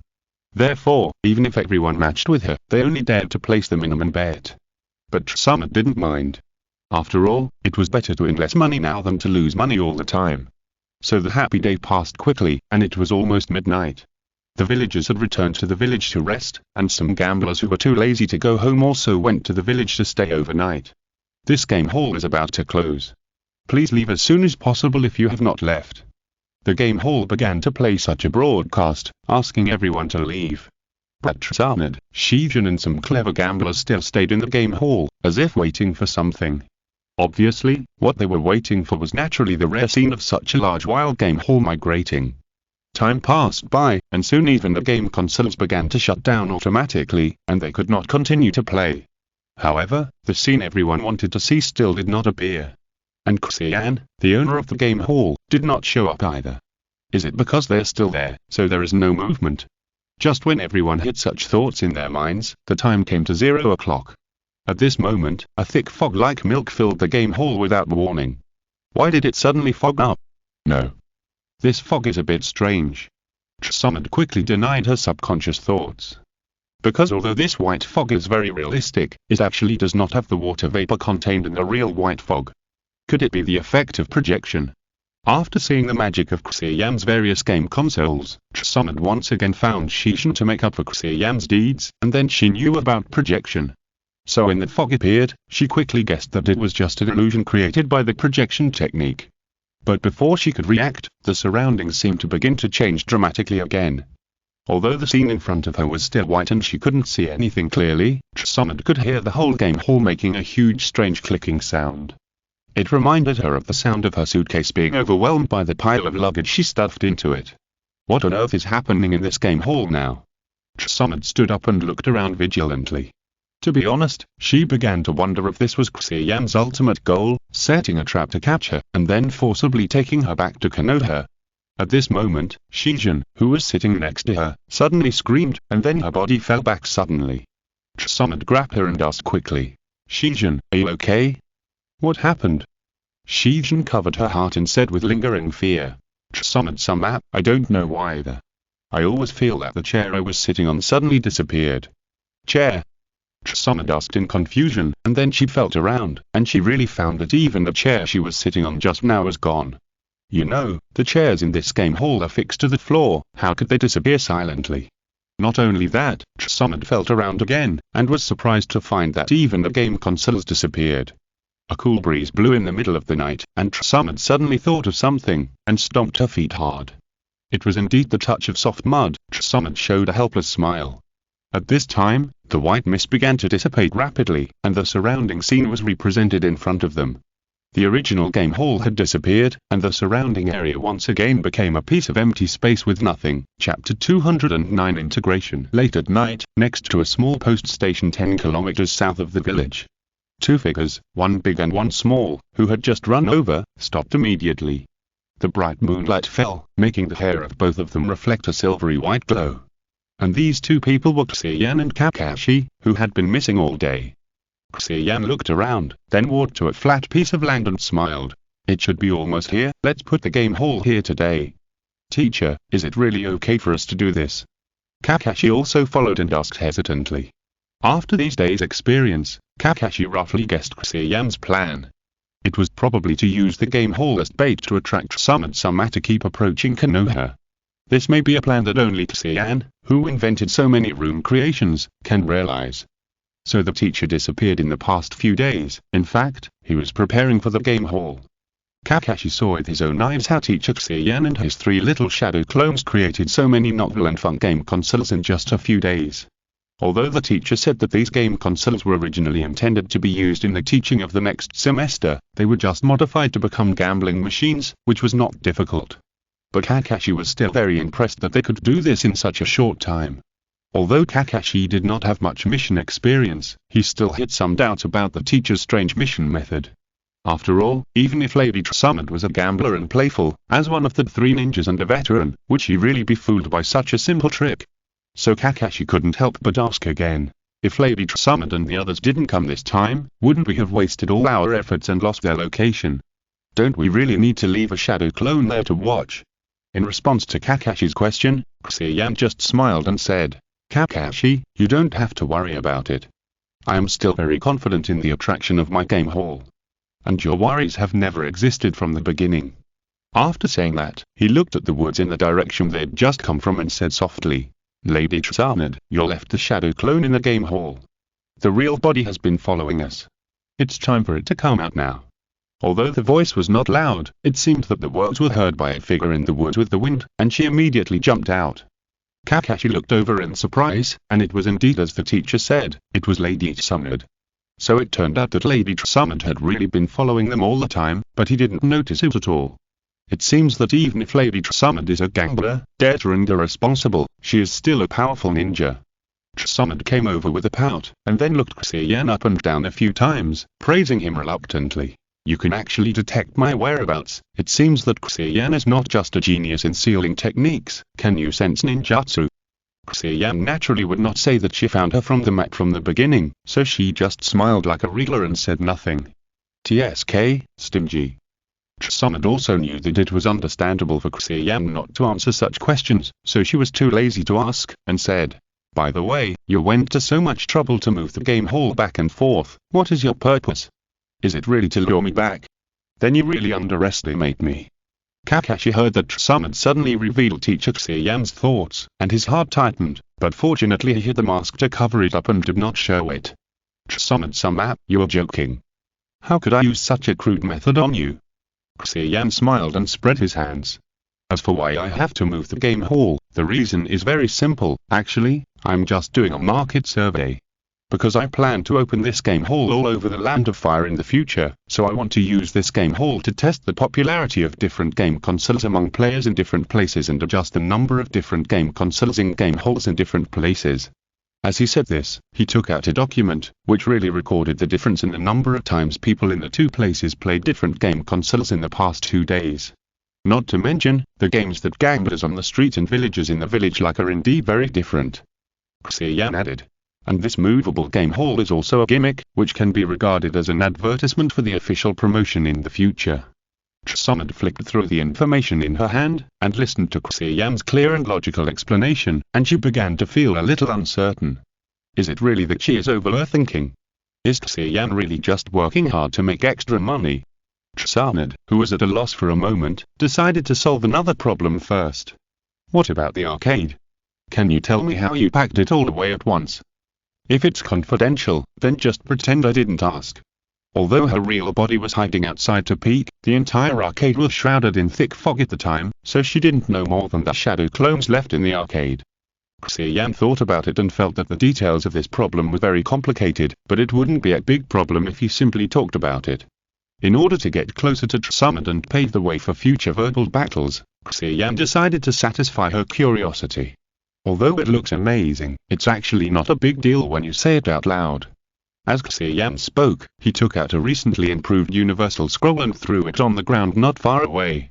Similar to the last time, after a large cloud of white smoke exploded, a game hall suddenly appeared on the open space.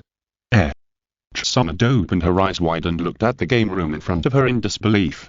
She even went forward and knocked on the wall of the game room to make sure that this was not an illusion created by Xia Yan using projection. Then the hard texture quickly convinced Summit that this was indeed the game room from before. How could the game room be moved here so easily? Summit thought that Xia Yan was not seen during the day every day, but in fact it was because he had to rebuild the game room in the middle of the night, so he found a place to sleep and rest during the day. Unexpectedly, Xia Yan had completed it in just a few seconds. Summit pondered for a while but had no clue, and finally had to surrender. Xia Yan, how did you do it? Xia Yan smiled and said, Summit Summit, don't worry, I will put the game room away now, and you will know it after you finish watching the process. Then hurry up. Summit, who couldn't suppress her curiosity, hurriedly urged. Xia Yan came to the door of the game room with a helpless expression, stretched out his hand to press a button-like protrusion on the wall, and then began to inject chakra to control it. This time, without the obstruction of thick fog, Summit soon saw dense runes appearing on the walls of the entire game room. Then, with a loud click, click, click sound, Summit was even more shocked to find that the walls of the game room began to move and fold. This also allowed Summit to see the interior of the game room. Whether it was various game machines, tables, chairs, or floors, they also moved and folded in an orderly and rapid manner, and then spliced together tightly. So the huge game room was compressed heavily and finally turned into a cube with a greatly reduced volume and almost solid. Finally, various rooms appeared on the cube again. With a bang, the white smoke exploded, and only a sealing scroll was left in the original place. Summit, who witnessed the whole process, opened her mouth slightly and was stunned for a long time before she came back to her senses. She felt that she understood something as Xia Yan said, but she couldn't summarize it for a while. Seeing this, Xia Yan had to add, it is indeed very difficult to make a storage scroll that can hold the entire game room, but if you make a storage scroll specifically for storing this game room, the difficulty is much lower. In simple terms, I draw the corresponding rooms on the things in the entire game room in advance, so that they can be compressed and folded in the process of being sealed into the storage scroll, so that they can be placed in the corresponding storage scroll. You can say that I integrated the entire storage scroll and the game room together to achieve this effect. But the disadvantage of this is that this storage scroll cannot be used to hold other things, so even the guests in the game room will not be put in when I close the game room. From a certain perspective, this may not be a disadvantage. Summit also sorted out the clues according to Xia Yan's explanation, and her eyes gradually revealed a light of appreciation. I didn't expect that there was an idea of drawing rooms on the things to be sealed in advance to integrate the two together and reduce the requirements for the storage scroll. Although this makes the storage scroll lose some of its flexibility, it can greatly increase the upper limit of the scroll's capacity or reduce the requirements for the scroll's material. Summit thought about it for a while and thought of several ways to use this technology. It is not difficult to see that this technology has extremely rich application prospects, and it can even change the logic of future wars. The only problem is that this technology has some high requirements for the caster. Although Xia Yan said it lightly, Samad, who also learned the sealing technique from Grandma Mito, knew very well how difficult it was to realize his idea. To use rune techniques to guide objects to compress and fold, and to restore them intact, you don't have to think about how exquisite the rune drawing techniques and accurate calculations are needed to achieve it. Otherwise, the result will only be that the storage scroll cannot bear it and explodes, or the things can be put in, but become a pile of fragments when they are transformed. In Samad's impression, the only one who is sure to do this is Grandma Mito. But obviously, now we have to add Xia Yan to it. In addition, the various wonderful ninjutsu, game consoles, and storage scrolls he showed her these days made Samad think of her second grandfather, Tobirama Senju, who was also good at inventing various things. So this kid can be said to have the sealing talent of Mito's grandmother, plus the development ability of Tobirama's grandfather. Is this going to make people lie? Samad looked at Xia Yan with a complicated expression, and for a moment she didn't know whether to be jealous or relieved. She has always been regarded as a genius by everyone, and now she finally knows how everyone feels when they look at her. Maybe even without her, Konoha has Xia Yan, and the new generation of geniuses who have grown up, such as Minato Namikaze, and there shouldn't be too many problems. At this time, Xia Yan also knew that Samad needed to digest it, so he didn't continue to talk, but unsealed the game hall again, and then placed the house where he and Kakashi usually lived next to it. At this time, Samad's clone also came here with Shijin, and then disappeared and returned to the original body. Samad, who was interrupted by the memory of the clone, also stopped sighing. After seeing the house next to the game hall, she couldn't help but complain sourly. Xia Yan, you were a kid who knows how to enjoy life. So when Shijin and I sometimes slept in the open, you and Kakashi lived comfortably in such a nice house every night. Shijin also pursed her lips when she heard it, feeling a little aggrieved. So you're this kind of teacher, Xia Yan? Xia Yan didn't expect Samad's angle of complaint to be so tricky.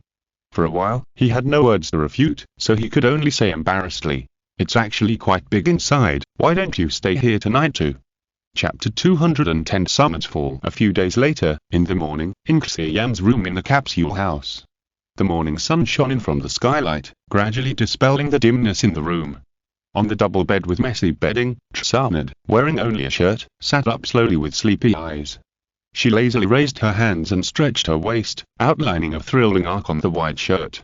Then she looked around and slowly remembered why she was here. Thinking of the madness of last night, Samad couldn't help but blush, and licked her bright red lips with some satisfaction. I didn't expect Xia Yan to be so skilled at such a young age. Even she, who had experienced hundreds of battles, was defeated every night. He really deserves to be the game designer of Shinobi King 97. Yes, what Samad's mind was thinking about was the scene of playing Shinobi King 97 with Xia Yan all night these few nights. She didn't expect that she, who had been invincible in the game hall, was still unable to fight back after fighting with Xia Yan for several days. Although Xia Yan designed this game, Samad is sure that he did not use this convenience to cheat. As a designer, he has a much better understanding of this game than Samad herself. Of course, this also means that the upper limit of this game is higher than she imagined. Standing back, difference, selection, eye pressure, confirmation, frame, a series of concepts that are similar to real battles, combined with various complex special systems, make this game form a battle logic that is different from reality but strict and self-consistent. Even as a top master in the ninja world, Samad could not fully master it for a while. She even received a lot of inspiration during the game, and felt that some skills might be able to be used in real battles after some changes. In addition, this game can make her immune to the hateful fat sheep curse, so it is no wonder that Samad is so keen on this game. It is not enough to play in the game hall during the day, and she always pesters Xia Yan every night to compete.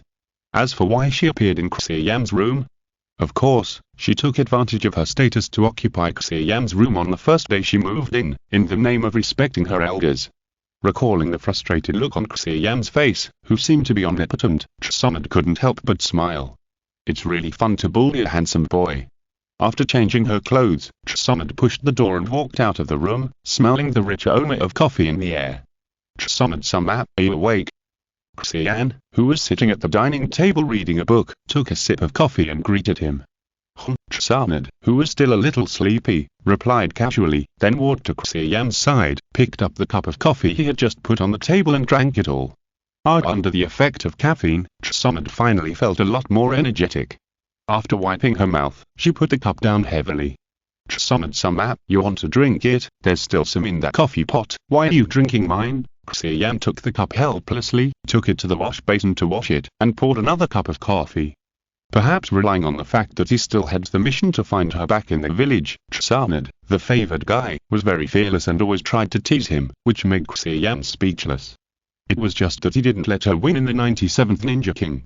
Was there any need to retaliate like this? Xia didn't seem to think so, but was proud of it. After hearing Xia Yan's reply, she replied confidently, "I'd just like to see you unhappy but helpless." To be honest, the most fundamental reason why she bullied Xia Yan was because of his talent and his identity as a disciple of Grandma Mito. This made Xia feel like a new generation replaced the old one, and at the same time, she finally felt that she was 30 years old and no longer a young person. Xia, who thought she was always 18 years old, naturally disliked Xia Yan, so she wanted to bully him as much as possible. After blocking Xia Yan from saying anything, Xia smiled triumphantly and walked to the kitchen. "What should I have for breakfast today?" Xia hummed a little tune and opened the refrigerator with anticipation. Although it is a refrigerator, this cabinet does not actually have a refrigeration function, because what is placed inside is not food, but a mountain of small storage scrolls. Diced beef from Tancho Street, handmade tomato beef noodles, braised rabbit's head from Sinju, mapo tofu from Yangquan restaurant. Xia picked up the scroll and looked at the names written on it, with a slightly tangled expression. Obviously, the food written on it is sealed in these storage scrolls. These are all delicacies collected by Xia Yan from all over the place, and he also used special storage techniques to keep the food in a freshly prepared state, so the taste is no different from eating it on the spot, without any discount.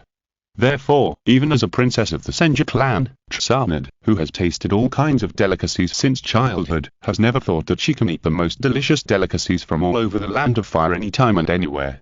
Especially now that she is running around in gambling houses in various places to escape debt, she often can only rely on military ration pills or ice balls and wild fruits to solve the problem of fullness. She has no resistance to these convenient and delicious scroll foods from Xia Yan. Xia rummaged through the scrolls for a long time, but still couldn't make up her mind. Because there were so many things she wanted to eat, she was a little dazzled. Xia, who used to sleep outdoors, never thought that she would have such a luxurious trouble one day. This even made Xia doubt whether she was too decadent. Although she had been quite decadent before, but she has been traveling with Xia Yan these days.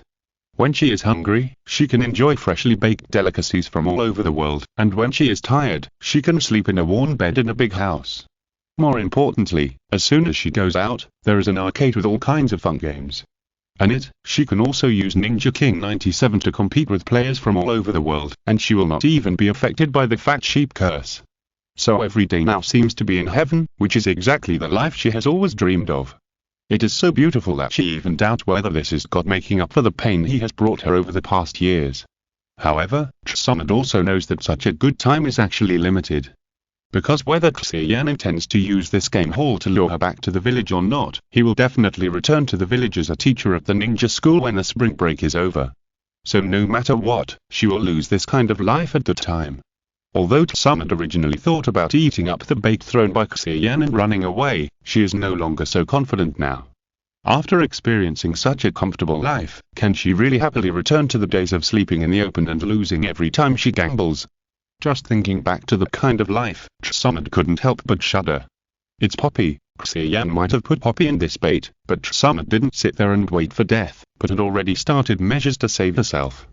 She was seen holding a pot of steaming sukiyaki, sitting next to Xia Yan in his speechless eyes, and then she said, "Xia Yan, what do you think?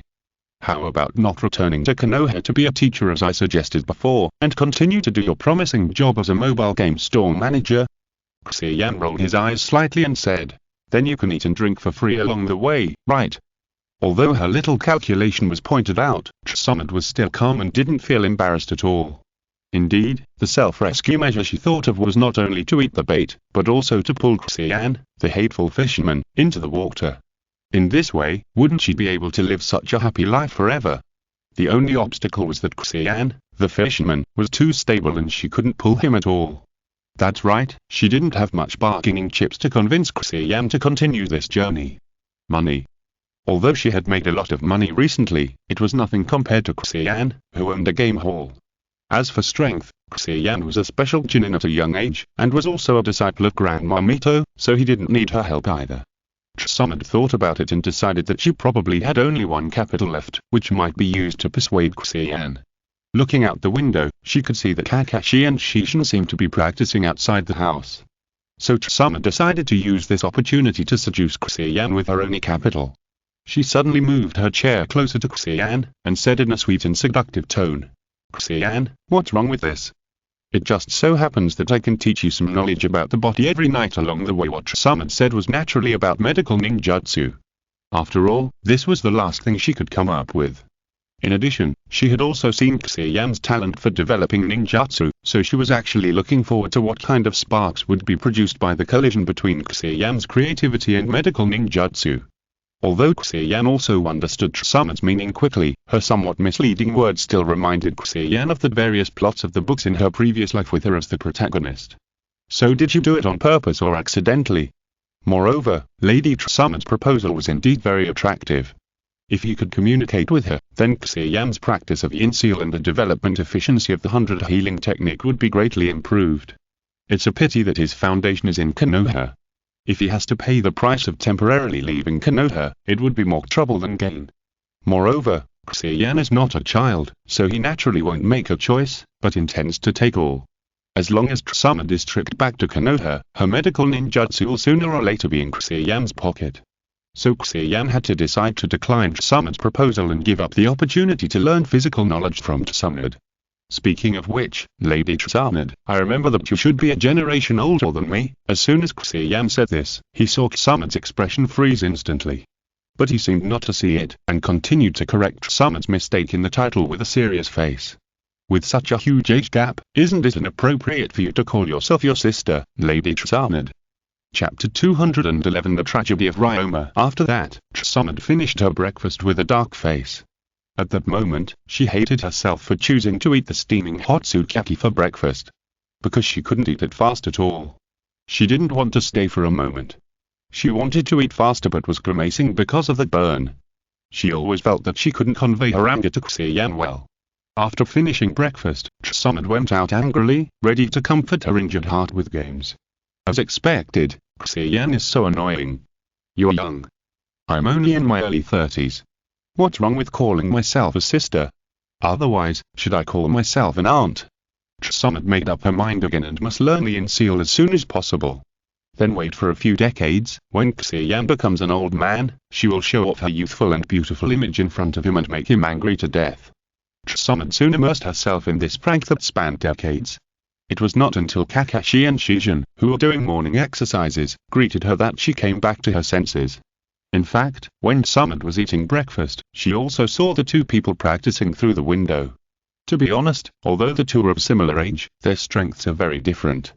Compared with Kakashi, who has graduated and become a genin, Shishin's strength is obviously inferior. This made Summit feel a little guilty. After all, as Shishin's teacher, she didn't actually teach her much. Especially this holiday, she originally planned to call Shishin out to help her make up for her lessons, but due to various accidents, there was not much progress at all. It's all because Xia Yan's games are too fun.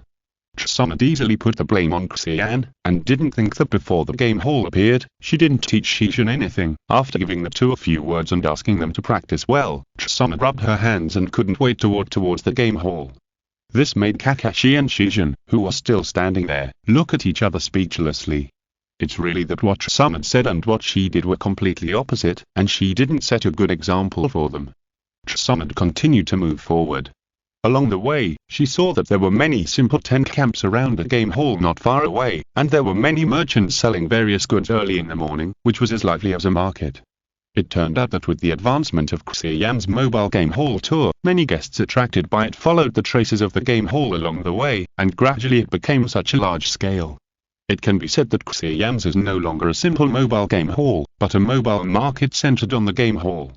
Although it is already a common scene, Summit still has some feelings in her heart.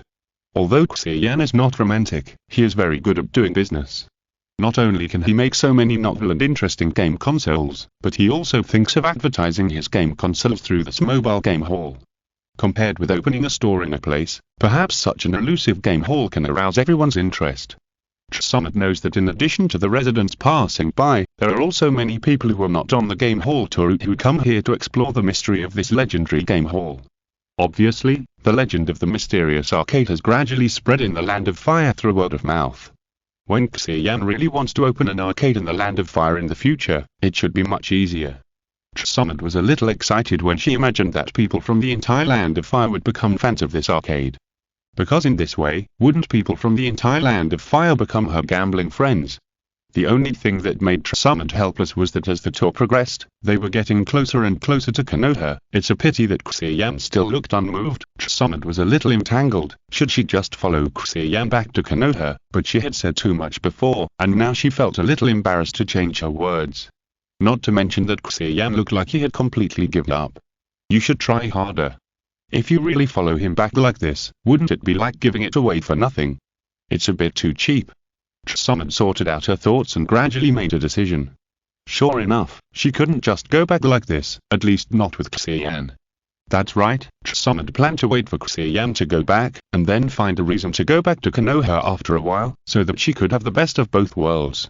It would be best if she could leave quietly when she was about to return to Konoha, as a surprise for Xia Yan. Thinking of how wonderful Xia Yan's reaction would be at the time, Summit couldn't help but reveal a sinister smile, and felt that the depression in her chest was discharged from her body. In this case, Summit decided to play more in the next few days. After all, she would not be able to play for a while. However, after playing for these days, Summit has actually played most of the games. Even in the most in-depth Shinobi Emperor 97, because there are only 8 characters to choose from, Summit estimates that she is either bullying or being bullied now, so it's a good time to stop for a while and wait for everyone's strength to improve. With this idea in mind, Summit quickly walked into the game hall and walked towards the Shinobi Emperor 97 area in the center. This place was as popular as usual, gathering many customers. Fortunately, Summit had obtained a special machine through Xia Yan's back door, so she didn't have to compete with others. But now everyone's attention seemed to be attracted by the images on the ring. Unlike the usual battle projection, the ring at this time seemed to be showing game advertisements. These advertisements are usually played in the intervals between the battle projections, so Summit was not unfamiliar with them. However, Summit felt that she had never seen the images being played, so she was curious and went forward to watch. Then she was surprised to see that in the cool images, 4 characters she had never seen before began to appear. New character DLC for Ninja King 97 is coming soon, so stay tuned. After the advertisement was finished, after the words appeared, Summit and the guests around her were all stunned. It turned out that this game can continue to add characters. If she ran away in a few days, wouldn't she not be able to play these characters in the first place? So Summit's determination, which had been made with great difficulty, was shaken again. It's like this again. Summit showed a somewhat helpless smile. Although Xia Yan always said that he had given up and was only interested in making money. But every move he made always hit her weak spot. It was as if he understood her nature better than she did. A tall figure passed through Summit's field of vision, and finally let her put the problem aside temporarily. Uncle Ryoma, you are finally here today. Why didn't I see you yesterday? She waved her hand happily and walked towards the tall man in black. It's just right that we can use Shinobi Emperor 97 to spar like we did a few days ago. No wonder Summit was so excited. Because games like Shinobi Emperor 97 can actually get the most fun when playing against opponents of equal strength. For Summit, Xia Yan is too strong, and ordinary people are too weak. And this Uncle Ryoma happens to be a very powerful ninja, and he is the most suitable opponent for her. But Ryoma doesn't seem to have the same idea. After hearing Summit's invitation, his tall body stiffened slightly, and then he forced a smile. No, I may not have good luck recently, and I have lost almost all the money I brought with me. He was just a euphemism, because he lost all his money when he played Ninja King 97 with Summit a few days ago. Unfortunately, Summit seemed to have no intention of letting him go. She actually took out a stack of banknotes from her pocket and said with a smile, "It doesn't matter. It's just right that I can pay back the money I owed you before, and I'll also calculate the interest for you." Although he got the most favorite banknotes, Ryoma was not happy at all. Because he knew that these banknotes would soon leave him again. An hour later, Ryoma walked out of the game hall with a gloomy face. Seeing his clean-handed appearance, he really lost the money back to Summit. He never thought that the way he used Summit to make money would be used by Summit on himself one day. God knows what he has been through these days. He thought that after Tsamad beat the creditor away, Tsamad, the fat sheep who could be fleeced endlessly, would be completely controlled by him, the biggest creditor. As a result, he didn't expect that he had only been away for a few days, and things were completely out of his control. Why did a mobile game hall suddenly appear out of nowhere? The more important question is, why did Tsamad, who always lost in gambling, show off her prowess in this game of Shinobi Emperor 97, and completely lost her former style of a fat sheep? Even now, many gamblers are in awe of her and call her the fat wolf behind her back. On the contrary, he, the big nemesis who always loses to Tsamad, occasionally hears someone call himself the second generation of fat sheep. But what can he do? He is also desperate. After all, even if Tsamad lost repeatedly in gambling with him in the past, she still persevered and fought again and again. This is also the reason why he can always fleece Tsamad. If he avoids fighting now because he loses too much, then the image he has established in Tsamad's heart will be ruined. Although Ryoma could choose not to show up temporarily to reduce losses. But after observing for a period of time, he has realized that this game hall is probably the outlet of the gambling industry for a long time. At least Tsamad will definitely spend most of her time on it. So if he wants to continue to hurt Tsamad, the fat sheep, he needs to play these games better than Tsamad. And to do this is not easy for him, it takes a lot of time to practice. The problem is that there is only one game hall now. If he practices here, he will definitely be caught by Tsamad who always hangs out here. But if he doesn't practice, he will never beat Tsamad and can't continue the previous routine. Obviously, the appearance of this strange thing in the game hall completely disrupted Ryoma's plan. Fortunately, after these days, he has also thought of a solution. Since everything started with this game hall, as long as this game hall disappears, everything will return to normal. After Ryoma walked out of the game hall, he walked into the depths of the dense forest on the side. Not long after, he came to a hidden cave, where there were actually many fierce-looking guys hiding, all of them were exercising or resting their eyes. If Tsamad was here, she would find that most of these guys looked familiar, because most of them were the creditors and their subordinates that she had driven away before. It seems that you are all ready. Ryoma said in a low voice, then the battle to divide the game hall can begin next. Chapter 212 Debt Collection. Hehehe, Mr. Ryoma, you are too direct. The leader of the creditor alliance walked forward and said with a sly smile, it's obviously the fat sheep who didn't pay back the debt, and we have no choice but to use the game hall to pay off the debt. But I really didn't expect that the fat sheep who always loses in gambling would have such a close relationship with a genius who created so many magical gambling machines. This makes me a little curious, is there a complicated story behind it? But at least I think the store owner named Xia Yan should not mind helping his lover pay off the gambling debts. The other creditors nodded in agreement after hearing this. Yes, we are the righteous party. It is only natural to pay back debts. Ryoma looked at the scene of their booing indifferently, with a flash of disdain in his eyes. In fact, the reason why they said this was just because they saw Tsamad and the mysterious store owner had a close relationship these days, and they disappeared into the grove together every night, so they made such a speculation. Although Ryoma felt that the truth might not be as they thought, he did not mean to correct them. After all, they just coveted the game hall that made a fortune every day. As for what they said just now, it was just a thin fig leaf. Anyway, as long as he achieved his goal, these guys could use any excuse. Speaking of which, Mr. Ryoma, you are really our lucky star. The leader of the creditors said again, if you hadn't come to inform us specifically, we wouldn't know that this game hall that will definitely change the gambling industry exists. It turned out that when Ryoma approached them before, he actually planned to buy the IOU owed by Tsamad at a low price. And they had just been beaten up by Tsamad at the time, so they were also somewhat tempted by Ryoma's proposal, but they delayed it for a few days in order to bargain. Unexpectedly, a few days ago, Ryoma appeared again, but brought them the news of this game hall and put forward a brand new proposal. Thinking of this, the leader of the creditors couldn't help but have some doubt again. It's just that Mr. Ryoma, although I don't know much about ninjas, since the store manager may be the one who can build those machines, his strength should not be underestimated. Plus there is also that fat sheep with strange strength, are we really sure we can take down that game hall? Hearing this, the other creditors also restrained their smiles and looked at Ryoma. Ryoma was naturally prepared for their questions. He said slowly, don't worry, the manufacturing technology of those game consoles is not related to the strength of ninjas, just as a blacksmith who makes weapons is not necessarily good at using weapons. So even if those game consoles are really made by the young store owner, it doesn't mean he is that powerful. As for the other one, I have also prepared a way for you to deal with it. In addition, just in case, I have also hired a very powerful bounty hunter as a helper, so you don't have to worry, just act according to the plan. But, you have to pay for the bounty hunter. The leader of the creditors rubbed his hands and smiled. Of course, Mr. Longma, you have helped us so much, how can we let you spend more money? But about the store manager, Longma glanced at him and said lightly, if you want it, I will give it to you. As soon as the word fell, a cheer broke out in the cave.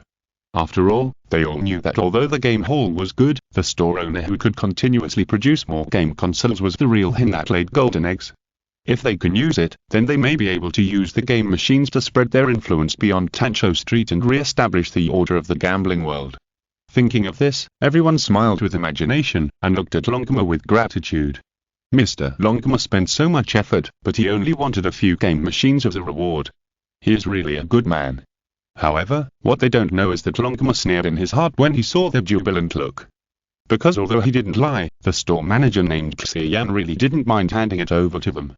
But by then, they might only get a cold corpse, although Longma usually has no special characteristics except for loving money. But in fact, he is the kind of person who will have murderous intentions in his heart when there is a problem. This may be the path dependence caused by his long-term bounty hunter life. And the appearance of Xia Yan has brought huge changes to his plan to herd fat sheep. Even if the game hall is taken away, it cannot completely stop him from continuing to make new machines.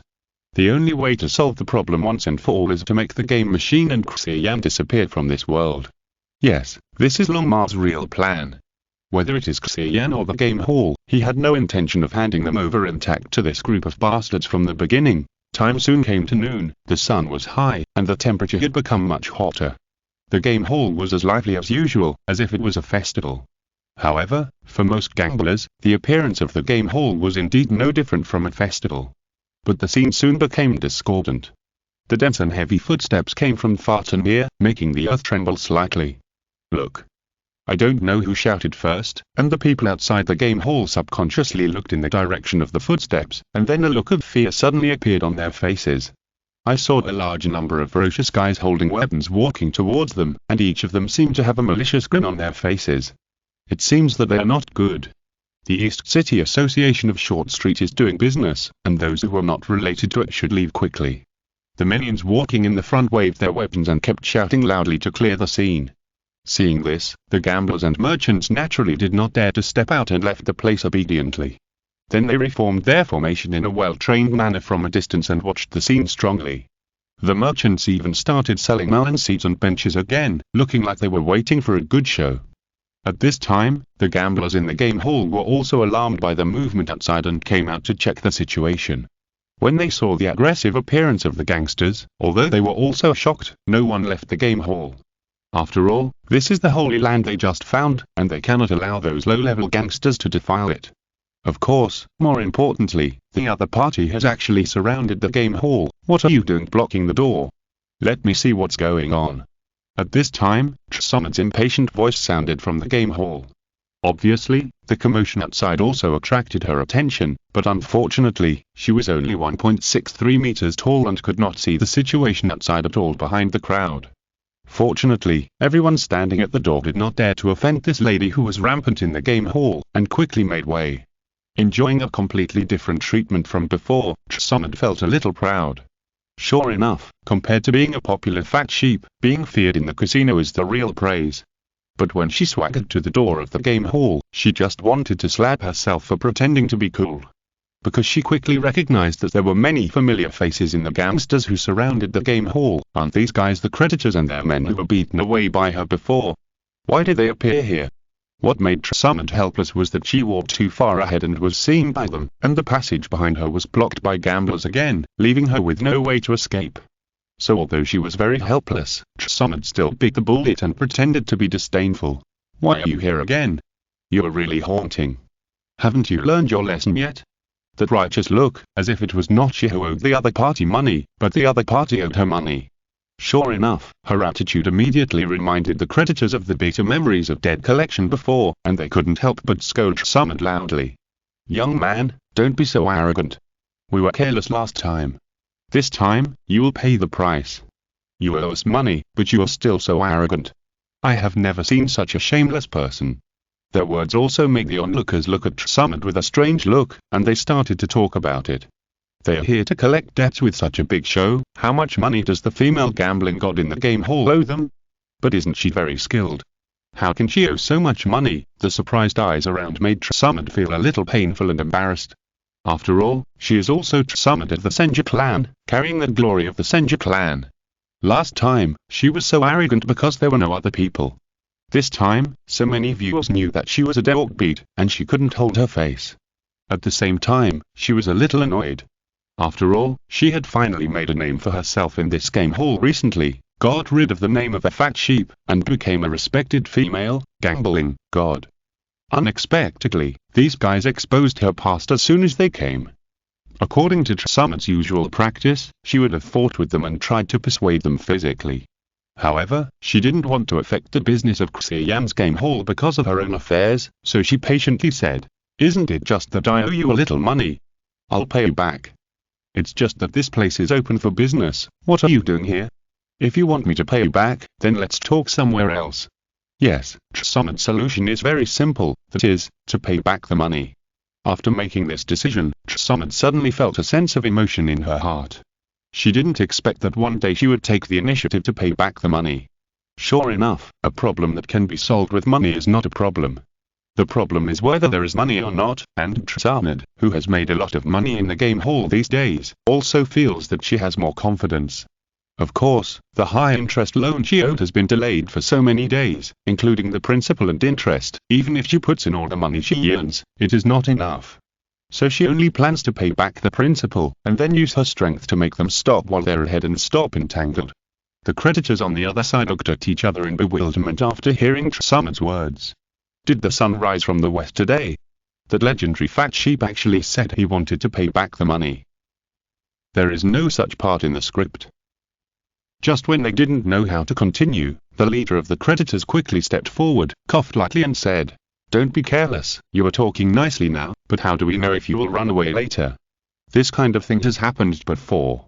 Yes, last time you said you would go to the hotel to get the money, but you disappeared." The other creditors also quickly echoed. Summit showed a look of grief. What's wrong with this society?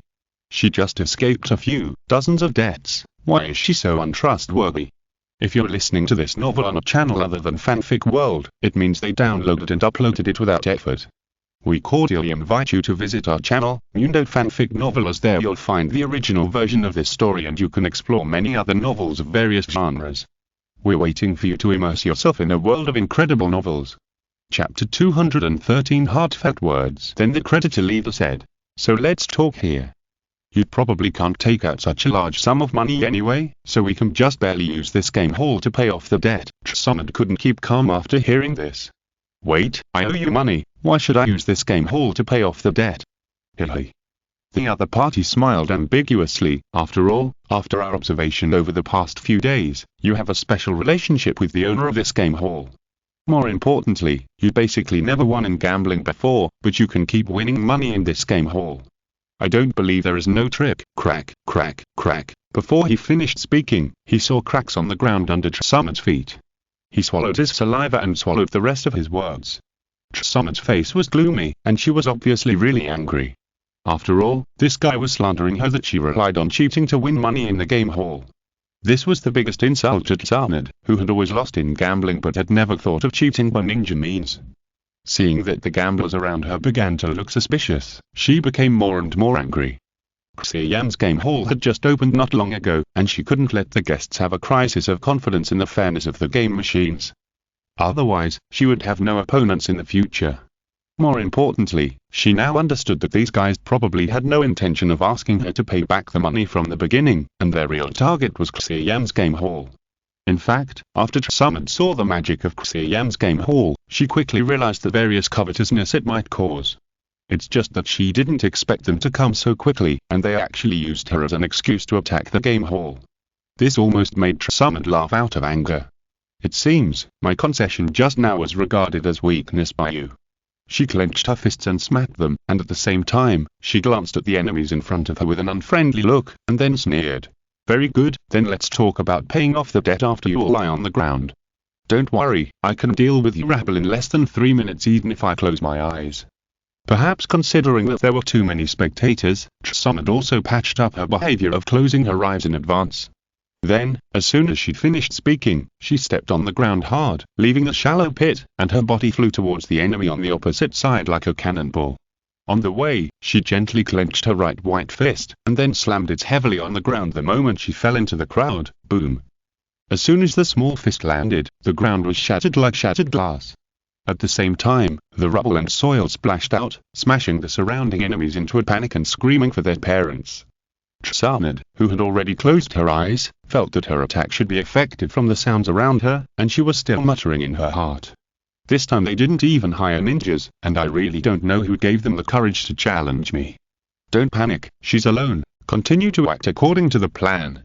Seeing that the team was about to collapse if this continued, the creditor leader was hit by a piece of rubble and bleeding because he couldn't dodge in time, but he still covered his bleeding forehead with pain and gave orders loudly. Summit's heart moved slightly when she caught his voice. It seems that after the last disastrous defeat, they are not completely unprepared. It's a pity that she didn't put in much effort last time, so if they make plans according to the previous standards, it will probably be in vain. This made Summit a little interested, curious about what they thought of. With the other party's command, most people finally calmed down. Then a group of particularly strong hands quickly stepped forward and confronted Summit. Now, do it. Then, after the creditor leader gave the order, the group of thugs took out something from their arms at the same time and threw it towards Summit. It was a shuriken. Although she didn't see it with her own eyes, when she heard the familiar sound of breaking wind, Summit recognized the true form of the thing that was attacking her. This made her want to laugh for some reason. Is this their trump card? It seems that she has used this routine that can win with her eyes closed too many times, and it has become their breakthrough. It's a pity that they still underestimated themselves. It is true that for ordinary ninjas, it is difficult to avoid all shuriken attacks by hearing alone.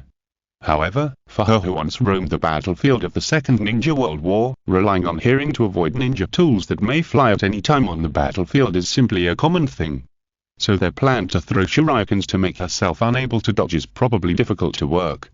Having made such a judgment in her mind, Summit began to tremble constantly, strolling leisurely in the steel rain formed by shuriken, slowly walking towards them, trying to put pressure on them. Then what no one expected was that with a puff, Summit found that her knee was hit. It actually hit. For a moment, Summit subconsciously thought that she had been away from the battlefield for a long time, and her ability to identify the position by sound had also regressed a lot, so she was accidentally hit. However, the next moment, she was still dodging the attack, but was hit by 1, 2, and several consecutive attacks. More importantly, she judged from the shape of the wound that it was not an ordinary shuriken that hit her. It was. Summit used her hand covered with shaker to pull out the ninja tool on her knee, and after weighing it a little, she confirmed her guess. It was a sinbone. And this sinbone was a particularly slender version. Although the lethality was not great, it could minimize the sound when flying, and was generally used for assassination. Plus, with the cover of other shurikens, she didn't notice the arrival of these sinbone. Sure enough, she was careless. Summit began to feel something was wrong. She didn't expect that they would make such a plan based on her weakness. In fact, if she had avoided the attack by other means at the beginning, or if she had not given them the opportunity to throw ninja tools, it would not have been so easy to fall for them. It was really that the opponent was too weak, which made her underestimate the enemy. Perhaps this is the reason why the opponent didn't even hire a ninja this time. Among the opponent, there might be someone who has analyzed her thoroughly. Although she would not be fooled after knowing this trick, the opponent might have thought of this point. You know, generally, these sinbones are coated with poison to increase their lethality. Summit gradually felt her body becoming sluggish and even unresponsive, and she knew that her guess had unfortunately been correct. Ha ha ha, didn't expect that. Our sinbones are coated with poison. The thugs who were responsible for secretly throwing sinbones couldn't help but shout proudly when they saw that the powerful Summit was about to be unable to resist. A few people couldn't help but suck the sinbones in their hands a few times in a devilish way, then they immediately fell to the ground with convulsions and couldn't move. Only then did they begin to realize how perverted Summit was, who could continue to persist after being hit by several sinbones. The leader of the creditors also reminded loudly when seeing this. Don't be careless. That one said that she is a ninja who is good at medical ninjutsu, so don't be fooled by her appearance, and don't relax until the end. The thugs immediately became serious, and the rain of shuriken mixed with sinbones attacked Summit again fiercely. And Summit almost burst into swearing in her heart. As that person said, she had actually used medical ninjutsu to treat the wound in her body, and at the same time, she was also slowing down the spread of the poison in her body. So she was not as embarrassed as she seemed. She was just trying to find an opportunity to defeat them in order to prevent them from having other means. She did not expect that the leader-like guy was so alert and actually noticed her thoughts. Summit had an increasingly ominous premonition in her heart. Because the poison brought by the sinbone was more difficult than she thought, let alone removing it on the battlefield, it would be difficult to delay it for a while. As if to confirm her thoughts, the poison in the sinbone's knee just now spread, causing Summit to suddenly fall to the ground with her legs and feet weak. And the ninja tools that flew towards her did not stop because of her fall, and continued to fly towards her. It's over, Summit, who fell to the ground, could not help but smile bigly. At this moment, she finally realized clearly to what extent her strength had been wasted in the past few years. Although she couldn't use her eyes due to her hemophobia, it was an indisputable fact that she was forced to this point by a group of ordinary people. As her grandfather said when she was a child, even if he was invincible, he might be killed by a kunai. And she, the granddaughter of the god of ninja world, was also that grandson of her grandfather, and she might really die under the thousand bones and shuriken. Of course, this was the case when she was not near the game hall. But at this moment, she was not alone either. Earth escape. King Ming Shanghai Earth Flow Wall. With a clear voice, a thick earth wall rose in front of Summit, blocking all the ninja tools flying towards her. What was even more surprising was that there were actually vivid and exquisite folk paintings carved on the earth wall.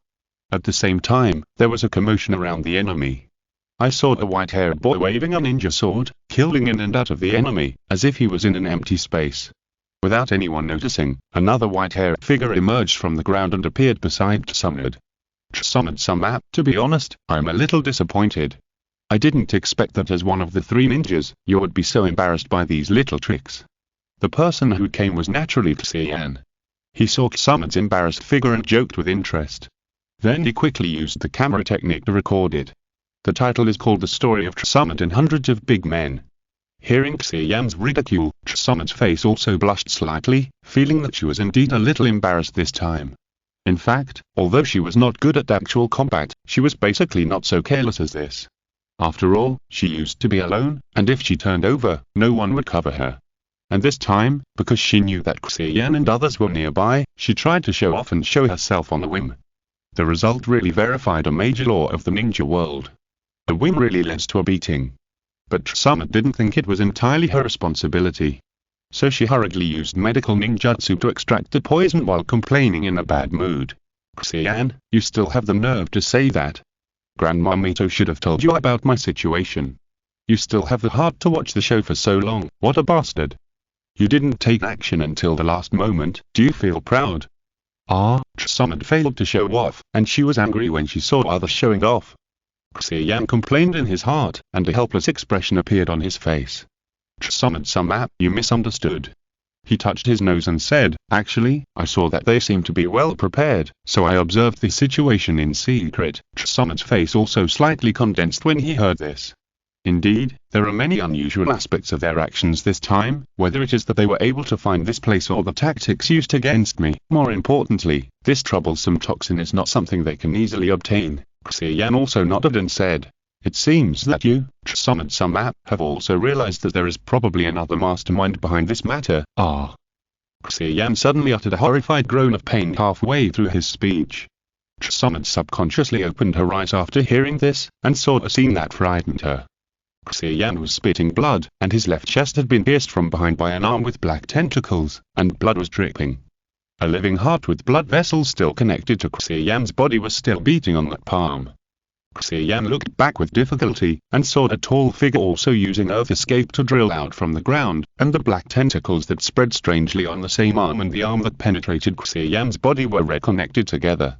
It's you, Zhao. Xia Yan seemed to recognize the other party's identity, and spoke as if he had exhausted all his strength. And before he could finish his words, the hand suddenly squeezed. The heart that was still alive and kicking just now suddenly turned into exploding blood plasma, splashing all over Summit's face. With a thud, Xia Yan's body fell to the ground, and his eyes that had lost their luster just looked at Summit, who was already shrouded in fear. The man behind him threw the shriveled heart on the ground, and said with a slightly regretful tone, "I thought that the guy who invented those game consoles should be able to give me a little surprise with his heart, but I didn't expect it to be so poor quality. In this case, it is not qualified to be a collection of mine." Kakuza, Chapter 214. Kakuza. Yes, it turned out that the scary man in black who suddenly appeared was Kakuza, who was still a bounty hunter. His appearance also made the field fall into a strange silence. It was really because Kakuza's heartfelt operation just now was too bloody, which shocked the whole field and made everyone silent. At this time, the only sound that could be heard on the field was the fighting sound coming from Kakashi's side. But not long after, a crazy scream broke the terrible silence. "Wait, how did you kill this store owner?" The creditor leader walked a few steps closer with an unbelievable look on his face, and confirmed that the person lying on the ground was the young store manager he had seen in the past few days, and his expression collapsed again. After all, they went to great lengths to make such a scene, not just for the game hall, but more importantly, to get this store manager who can continuously produce new game consoles. Because in this way, they can rely on these magical game consoles to create their own gambling empire. But now that the bounty hunter has done this, the most crucial person has died, and their ambitions have naturally turned into battles. What a reckless man. It turns out that ninjas have no brains, otherwise they would not be easily driven by money with their strength. The creditor leader cursed angrily in his heart, and at the same time complained to Kakuza in a not very polite manner. "You are the helper invited by Ryoma, right? Why don't you act according to the plan and kill our most important target directly? You won't get any reward this way." Kakuza, who had originally set his sights on Tsunade, suddenly turned his head when he heard the words "no reward" and stared at the other party with his eyes emitting dim light. The creditor leader was frightened by his look and took a few steps back. Then he said calmly, "What do you want to do? Don't forget that we hired you. Did you make a mistake?" Kakuza said slowly, "I was indeed hired by someone, and I am also doing things according to the commission. But, my client is not you, right?" The creditor leader's face changed immediately after hearing this, and then he thought of a possibility and squeezed out two words from his teeth. "Ryoma." Only then did he remember that although they were the ones who paid, the one who really hired this bounty hunter was Ryoma. So did this guy kill the store manager according to Ryoma's instructions? Why did Ryoma do this? Did he calculate everyone from the beginning? No wonder I couldn't see him from just now. The more the creditor leader thought about it, the more he felt that things were out of his control. The instinct for survival kept reminding him to leave quickly, especially away from this man with blood on his hands. However, his reluctance to leave the game hall not far away still made him stay where he was. The question now is, does Ryoma have other plans for the arcade? Does that guy want to eat alone? However, knowing that the ruthless bounty hunter in front of him has no employment relationship with him, he dared not be arrogant anymore. He considered his words and cautiously tested. "I wonder if this ninja master, does your mission target include the arcade?" Kakuza looked at him with indifferent eyes, which made him shudder again, and then slowly said, "My mission is just to deal with a few of them, I don't care about other things." The creditor leader was slightly relieved when he heard this. It seems that Ryoma did not intend to tear up the agreement completely. Could it be that this store manager is not actually the guy who makes game consoles? But no matter what, it is better to get what you can get first. He didn't dare to delay that decision, and quickly turned back to gather all the creditors and a large number of subordinates, and walked to the door of the arcade. And Kakuza did as he said just now, without any action, just watching them go in. But he was sneering in his heart. Humph, these people probably don't know the reason not to fight against a ceiling ninja in their home turf. Since there are so many magical machines in the game hall, it is not difficult to imagine that various traps are set up in it for safety. Even though he has been through many battles, he used them to lure Xia Yan out, and then used a sneak attack to kill him, to ensure that there is no risk. Now that they're so interested in the game hall, let them explore the way for me first. I can just take this time to deal with the remaining tales. Thinking of this, Kakuza turned his head again and looked at Tsunade behind him. I saw that she was still slumped on the ground, looking at Xia Yan's body in her arms with a dull expression, and her body was even shaking. Such a performance made Kakuza sigh a little in his heart. I didn't expect the granddaughter of the ninja god Senju Hashirama to be so unbearable. Could it be that the reputation she made in the Second Ninja World War was also exaggerated? No wonder Kakuza had such thoughts. After all, he had been on guard against Tsunade's counterattack since just now, and he did not relax his vigilance even when talking to the leader of the creditors. Unexpectedly, Summit was just like she appeared on the surface, looking like a frightened little girl, so his vigilance was useless. However, Chao still had some doubts in his heart. Even if she was just a show-off, Summit was still a ninja after all, and her psychological quality should not be so poor on the battlefield, right? Could it be that as those creditors said, Summit and the young shop owner were having an affair? Otherwise, she would not be so distraught. Kakuza, who came up with a wrong answer by accident, felt disdainful again. Sure enough, love and affection would only affect the performance of ninjas in battle, and Summit in front of him was the best example. It seems that his insistence on being singled for decades was correct. But now it was a big troublesome. According to the plan, he needed to defeat Summit and then find a chance to let her escape. But now looking at her like this, how big a sea would he have to let her escape successfully? Forget it, just knock her out and dump her somewhere. Kakuza, who was looking forward to fighting the granddaughter of the first generation, lost interest and felt a little perfunctory. He began to walk towards Summit, wanting to win this battle that had lost suspense as soon as possible. However, at this moment, a sound of breaking wind suddenly approached him rapidly from behind. Kakuza's eyes flashed a little coldly, and then he slightly tilted his head to avoid the attack of a kunai flying from behind. Then he slowly turned around and saw a short figure with white hair rushing towards him quickly. Chapter 215 Secret. The person who came was naturally Kakashi. He had just broken through the enemy's obstruction and came to the center of the battlefield, and then he saw Xia Yan lying in Summit's arms covered in blood. At that moment, his brain suddenly went blank. When he came to his senses, he found that he had involuntarily attacked the man with blood on his hands. Although he was not injured while running quickly, his clothes were quite damaged and stained. Obviously, even if the enemy was just an ordinary adult, it would be a bit difficult for him to deal with so many at once. Even so, he still rushed towards Kakuza regardless. Because although he and Xia Yan had not been together for a long time, he had already respected each other from the bottom of his heart. After all, only he would teach himself and other classmates all kinds of precious knowledge without reservation, and only he would be willing to bring himself, a burden, to find Summit Summit. More importantly, during the journey to find Summit Summit, he and Xia Yan teacher ate and lived together, and actually experienced the warmth of family life for a long time. So when he found out that Xia Yan teacher was killed, his heart was suddenly filled with anger. The scenes of getting along with teacher Xia Yan became the fuel of his anger, making it burn more and more. Even though Kakashi was very clear about the gap between himself and the opponent, and the teacher had specifically told him to practice outside and not to get involved in their fight, he still attacked the opponent without hesitation. At this moment, the ninja rules that he had memorized by heart had been thrown out of his mind, and the only thought in his mind was to avenge his teacher. It was said that it was too late, and it was not long before Kakashi came to Kakuza.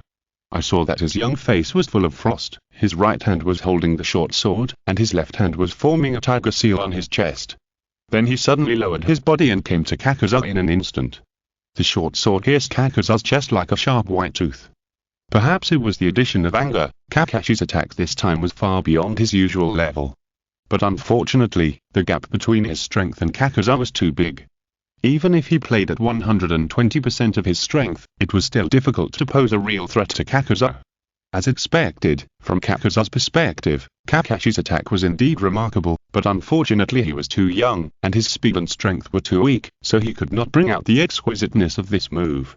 So Kakuza calmly stretched out his left hand, and it seemed that he would easily grab Kakashi's wrist. However, at this moment, something unexpected happened. Kakuza grabbed it exactly, but it was empty.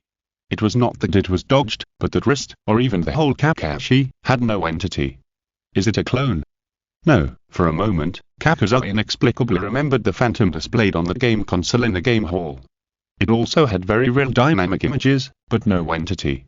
At this moment, Kakuza's feet felt a slight vibration coming from the ground. The next moment, Kakashi's figure drilled out from the ground behind him, and the short knife flashing with white cold light stabbed directly at Kakuza's back. Ding! The crisp sound of metal and iron rang out. Then a blade rebounded and cut Kakashi's cheek, and flew behind him. Kakashi's eyes, which were originally angry, suddenly widened to the limit due to shock.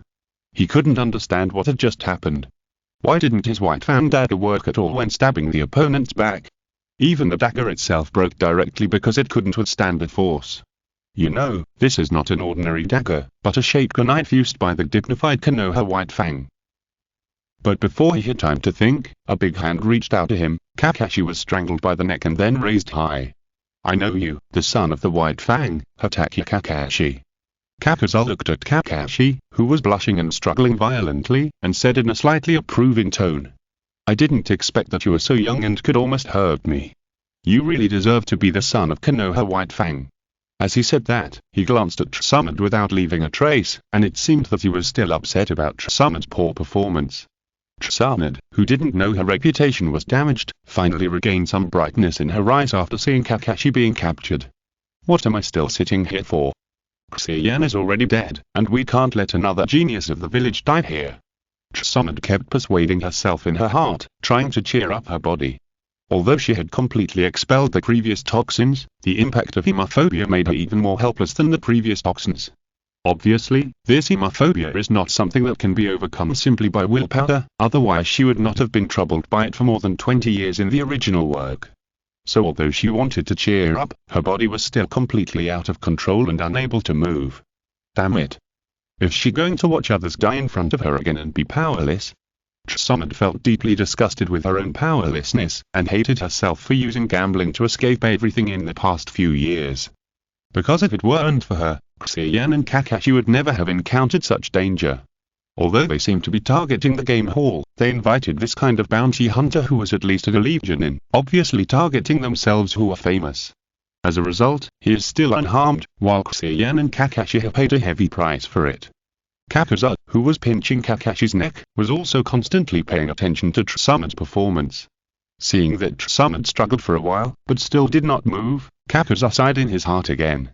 It seems that the granddaughter of the first generation is really just a showpiece, but this Hatake Kakashi is worth looking forward to. In another 10 years, no, maybe just a few years, he might be able to see this kid's name on the bounty order.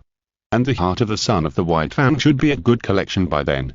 So, now is not the time to kill him. Kakuza looked at Kakashi with the eyes of a league, and when he saw that his struggle was gradually weakening, he was ready to throw him aside, and did not intend to take his life. However, at this moment, decades of combat experience made Kakuza instinctively sense a hint of danger. It's behind. Earth Spear, too late. Kakuza, who made a judgment in a split second, suddenly tilted his body to the left. Then the next moment, a white arm suddenly appeared and pierced his right chest from behind. This familiar scene seemed like a replay of the scene just now. Only this time, Kakuza changed from the perpetrator to the victim. Even Kakuza, who claimed to be immortal, was in trouble after taking such a blow, and the strength in his hand was greatly reduced. Kakashi naturally would not miss the opportunity, and quickly took the opportunity to kick Kakuza's arm with both feet, broke free, and flicked backwards in the air, landing steadily on the ground. Then he looked up and blurted out in shock, "Teacher Xia Yan." Because what he saw was the scene of Teacher Xia Yan, who he thought was dead, drilling out from the ground behind Kakuza. And the long arm extending from his right hand, which was connected by arms, was the culprit who just pierced Kakuza's chest. Bang bang bang bang, with a series of white smoke exploding, Xia Yan's long arm disappeared immediately. Although he had just ripped out someone's heart, Xia Yan's hands were still clean because he used the shadow clone of his arm. However, Xia Yan still shook his hand symbolically, and then smiled helplessly. "Sure enough, when it comes to ripping out hearts, you are more professional, Mr. Kakuza." At this time, black tentacles were emerging from the big hole in Kakuza's chest, repairing the wound at a speed visible to the naked eye. Kakuza himself looked at Xia Yan with a vigilant face. What on earth is going on? Why would a dead person appear alive in front of him? He glanced at the corpse in Tsumed's arms next to him, and sure enough, it was Xia Yan's appearance, without any change. Even Tsumed looked like she had no idea what was going on, and it didn't seem like she was acting. "How did you do it?" "It's actually very simple." Xia Yan smiled slightly, and rarely explained his secrets to his opponent. "The one who died over there was actually my twin brother Yushin Dongshu." At this point, Xia Yan felt that his emotions seemed to be a little off, and quickly pretended to be sad and said, "Dongshu, you died so tragically." Chapter 216. Pick teammate. What? It turns out that the store manager didn't die at all, it was his brother who died. No wonder he looks so much like the dead guy. I was so scared that I thought I saw a ghost just now. After hearing Xia Yan's explanation, the remaining thugs and spectators around began to talk about it, as if they had suddenly realized something. It seems that Xia Yan's explanation, which sounded like nonsense, actually made them believe it. That's right, for ordinary people like them, that might be the best explanation for the strange situation in front of them. It's much more reasonable than Xia Yan suddenly coming back to life. However, those who were ninjas naturally didn't believe Xia Yan's statement. After all, ninjas can always do all kinds of strange and magical operations that press the laws of physics to the ground with their omnipotent chakra. Compared with Xia Yan's nonsense explanation, they believe that Xia Yan used some ninjutsu. For example, Kakashi almost tricked Kakuza with the projection technique just now. At this time, the most convenient person to explore the mystery of Xia Yan's magic is Summon, who is still sitting on the ground. After all, the body of the Xia Yan was still in her arms. If Xia Yan was not dead, then what on earth was she holding for so long? Thinking of this, Summon subconsciously threw the guy in her arms to the ground. It seemed that she was unable to move because of her hemophobia just now, but now her symptoms have been relieved a lot because of Xia Yan's resurrection. Although the blood on the ground still made her body tremble slightly, curiosity drove her to reach out to the cheek of Xia Yan in her arms. Like everyone else, Summon also thought that this was probably another use of the projection technique. Recently, when she saw Xia Yan instructing Kakashi in training, she had seen many uses of this technique, so she felt that this time was probably no exception. Maybe Xia Yan superimposed his own projection on other people to create this physical stand-in. However, to Summon's surprise, when she touched the face of Xia Yan that looked very pale because of death, she still couldn't find a flaw. But the projection technique is just a ninjutsu that creates phantoms. It shouldn't be able to do this, right? Summon was a little confused. If it wasn't the projection technique, then did Xia Yan really have a twin who looked exactly like him? Kakuza was not very curious about the secret of Xia Yan's resurrection. After all, he had seen too many strange ninjutsu in his long life. If he investigated them one by one, he would not be able to study them even if he was 10 times older. But now he also realized that this young man Xia Yan was more difficult to deal with than he thought. It seems that I still underestimated you. Kakuza, who had already controlled the black tentacles to basically sew up the wound on his chest, said with emotion. Konoha is really the cradle of geniuses. There's no need to say much about the son of the White Fang, Hatake Kakashi. I've never heard of you who possesses so many magical methods before. Then his tone became particularly cold. It's a pity that no matter how you do it, as long as I kill you a few more times, I will eventually be able to kill you completely. Kakuza, did you apply your experience to others? Xia Yan secretly complained, and at the same time, his heart was slightly heavy. Although Kakuza's tone was calm, Xia Yan could feel his strong killing intention towards him. How big is the hatred between him and the other party? And just as he said, if a person is killed, he will die. Unlike the other party's real immortal body, Xia Yan's is just a magician's trick, which requires advanced preparation to achieve. If he is fatally injured now, he will really die. And the most troublesome thing is that his opponent is actually this Kakuza. Thinking of this, Xia Yan couldn't help but sigh in his heart. If his life is a game, then the difficulty setting of this game must be unreasonable. He has only recently been able to fight against Jonins of higher levels. Shouldn't he fight elite Jonins next? How did he suddenly find himself facing a Kage-level warrior? And Kakuza is not an ordinary Kage-level warrior. The superb skills and combat experience accumulated over many years of ninja career, the strong body that has not aged due to age, and the immortal body that needs to be killed 5 times to completely kill him, these 3 combined make Kakuza different from Gaara, a skewed Kage-level warrior. He is a killing machine with no shortcomings at all, and he is not afraid of any enemy. In the original work, if it weren't for Naruto's protagonist Halo and the fact that his new special move will definitely succeed, he probably wouldn't be killed so easily by the plot. And what about Xia Yan? In addition to him, there is only Kakashi, who is still a level 1 trumpet, and Summon, who has been AFK. You have to know that even Summon during the Second Ninja World War was actually only at the level of an elite Jonin, and was no match for Kakuza. Not to mention that he has not practiced seriously for several years, has not mastered the Inseal, and is suffering from an epic weakened version of hemophobia. So even if Xia Yan has made rapid progress recently, he still feels that he can't carry the team if he is matched with such a teammate. After weighing the strength of both sides, Xia Yan decided that it is not the time to kill the wild monster Kakuza. After I finish practicing the 100 healings technique, I will settle the score with this guy. The only thing to be thankful for is that Kakuza is different from other crazy people in the Akatsuki organization. He is a rare normal person. At least more normal than others, so maybe there is still a possibility of persuading him to stop. Xia Yan made up his mind, so he smiled friendly and said, Mr. Kakuza, in fact, we don't have any conflicts that cannot be resolved. Although you killed me once, I also opened a hole in your chest. We are all acquaintances who have been open with each other. Why don't we have a cup of tea, eat a bun, sit down and talk slowly to see if we can get a result that both parties can accept? As he said that, Xia Yan actually snapped his fingers and conjured up a table beside him, on which there was steaming strong tea and delicious-looking pastries. His unexpected response and the sudden appearance of the table made the experienced Kakuza a little nervous. What is an acquaintance who has been open with each other? That's called an enemy, okay. Are young people nowadays so generous? Kakuza, who felt that he couldn't fall into Xia Yan's rhythm, immediately said coldly, Your proposal is indeed good, but unfortunately I also have the dignity of being a bounty hunter. So if you want to talk, wait until I complete the mission. Xia Yan's forehead suddenly had a few black lines on his forehead. I didn't expect Kakuza to be quite good at black humor. From what I saw just now, his so-called mission was to kill himself. When he completed the mission, he would be dead, so what's the point of talking?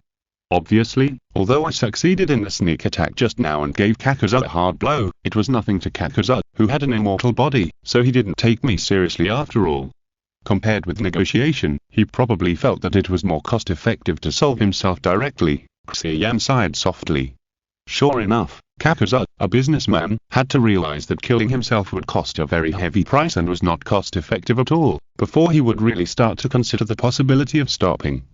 In short, it's better to fight first. Is this the so-called struggle for peace and peace? Xia Yan smiled helplessly in his heart. It seems that this sentence is true no matter which world it is in. However, it is probably not that easy to make Kakuza, a kage-level strongman, give up. Perhaps he has to use the trick that has not been fully developed to make it possible, then it seems that he has to make some arrangements in advance. After quickly formulating a plan in his mind, Xia Yan spread his hands helplessly and said, Since you said so, Mr. Kakuza, I have no choice but to accompany you. But before that, please allow me to do the work of clearing the place first. After saying that, he snapped his fingers lightly. Then, all kinds of exclamations and cries for help suddenly came from the game hall not far away. But soon, those sounds stopped again, and the game hall returned to silence again. Are they those guys just now? Kakuza once again raised his vigilance against Xia Yan in his heart, and cautiously moved away from the game hall a few steps. Sure enough, there is a trap set in the game hall. I must remember not to get too close to there. Then he saw Xia Yan wave his hand casually, and suddenly a circle of thick fog appeared around, isolating the surrounding audience from them. We will probably have to use our full strength next, so it's not convenient for them to watch. Xia Yan explained, and although Kakuza didn't think he would be forced to use his full strength, he didn't stop Xia Yan's behavior. After all, keeping secrets is the instinct of ninjas, and as an old-school ninja, he actually doesn't like being watched by others. But he also noticed that the son of White Fan took this opportunity to take Summit away from the place, probably walking towards the game hall. This made him feel a little strange again. Kakashi didn't need to say anything, but was Summit really so unbearable that she couldn't fight even though she knew Xia Yan was not dead? Did he miss something? Kakuza felt that he seemed to have caught some inspiration, and seemed to be about to solve the secret of Summit. When Xia Yan saw Kakuza's thoughtful expression, he was also a little worried that he had seen through Summit's details and affected his plans later, so he quickly took the initiative to launch an attack to divert Kakuza's attention. He only shouted, Now we can fight to our heart's content. Watch out, wind style. Vacuum great ball. After saying that, he clapped his hands in front of his chest, took a deep breath and exhaled suddenly. Whoosh! A large and vaguely visible huge air cannon responded, whistling towards Kakuza with a strong sound of breaking wind. Seeing this, Kakuza temporarily put aside his doubts about Summit, and then sneered softly. Hehe, if this is your trump card, then I can only say that you're doomed to lose. Chapter 217 5 Escape Restraints. Kakuza said this because he mastered a secret technique called Earth Grudge.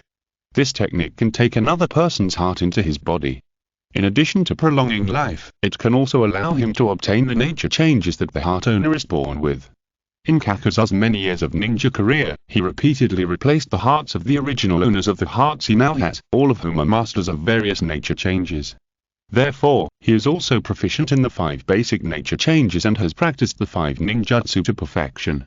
so he can confidently say, "No one knows the 5 ninjutsu better than me." He thought Xia Yan's moves would be as weird as before, but he didn't expect it to be a serious 5 ninjutsu. No wonder he felt a lot more relaxed. And he actually said the name of his ninjutsu in advance. It seems that he doesn't have enough combat experience. Kakuza commented in his heart with a stern look and gently raised his hand, then a bunch of tentacles drilled out from the cracks on his arm and covered his arm. Finally, a strange mask appeared in front of his palm. Fire escape. Head hard work. The bloody mouth of the mask suddenly opened, and the blazing flames gushed out like a tide, and it was about to collide with Xia Yan's vacuum ball. Fire overcomes wind. There is a mutual restrained relationship between the 5 escape ninjutsu. Therefore, Kakuza, who has fully mastered these 5 nature changes, can choose the appropriate escape ninjutsu to fight at any time. To use Pokemon as an analogy, he is a bankrupt version of ourselves. Especially in the current situation, if the power of fire escape ninjutsu is much higher than that of wind escape ninjutsu, it is very likely that fire can borrow the wind, and in turn use the opponent's wind escape to increase the power of his own fire escape to attack the opponent. I'm afraid that Yushin Xia Yan didn't expect that his first move of powerful wind escape would become his death warrant. Kakuza, who once again realized the danger of escape ninjutsu fighting, suddenly his pupils shrank sharply. Because at the moment when the 2 moves collided, he actually saw Xia Yan's vacuum ball, which should have been at a disadvantage, tear his sea of fire apart at once, and even continue to fly towards him. Impossible. What kind of operation is this by a master of reverse attributes? You know, if you want to defeat the enemy's ninjutsu against the change of nature, you must surpass the opponent in the quality and technique of the ninjutsu. And this fire escape, head hard work is a powerful fire escape ninjutsu that he has studied for many years.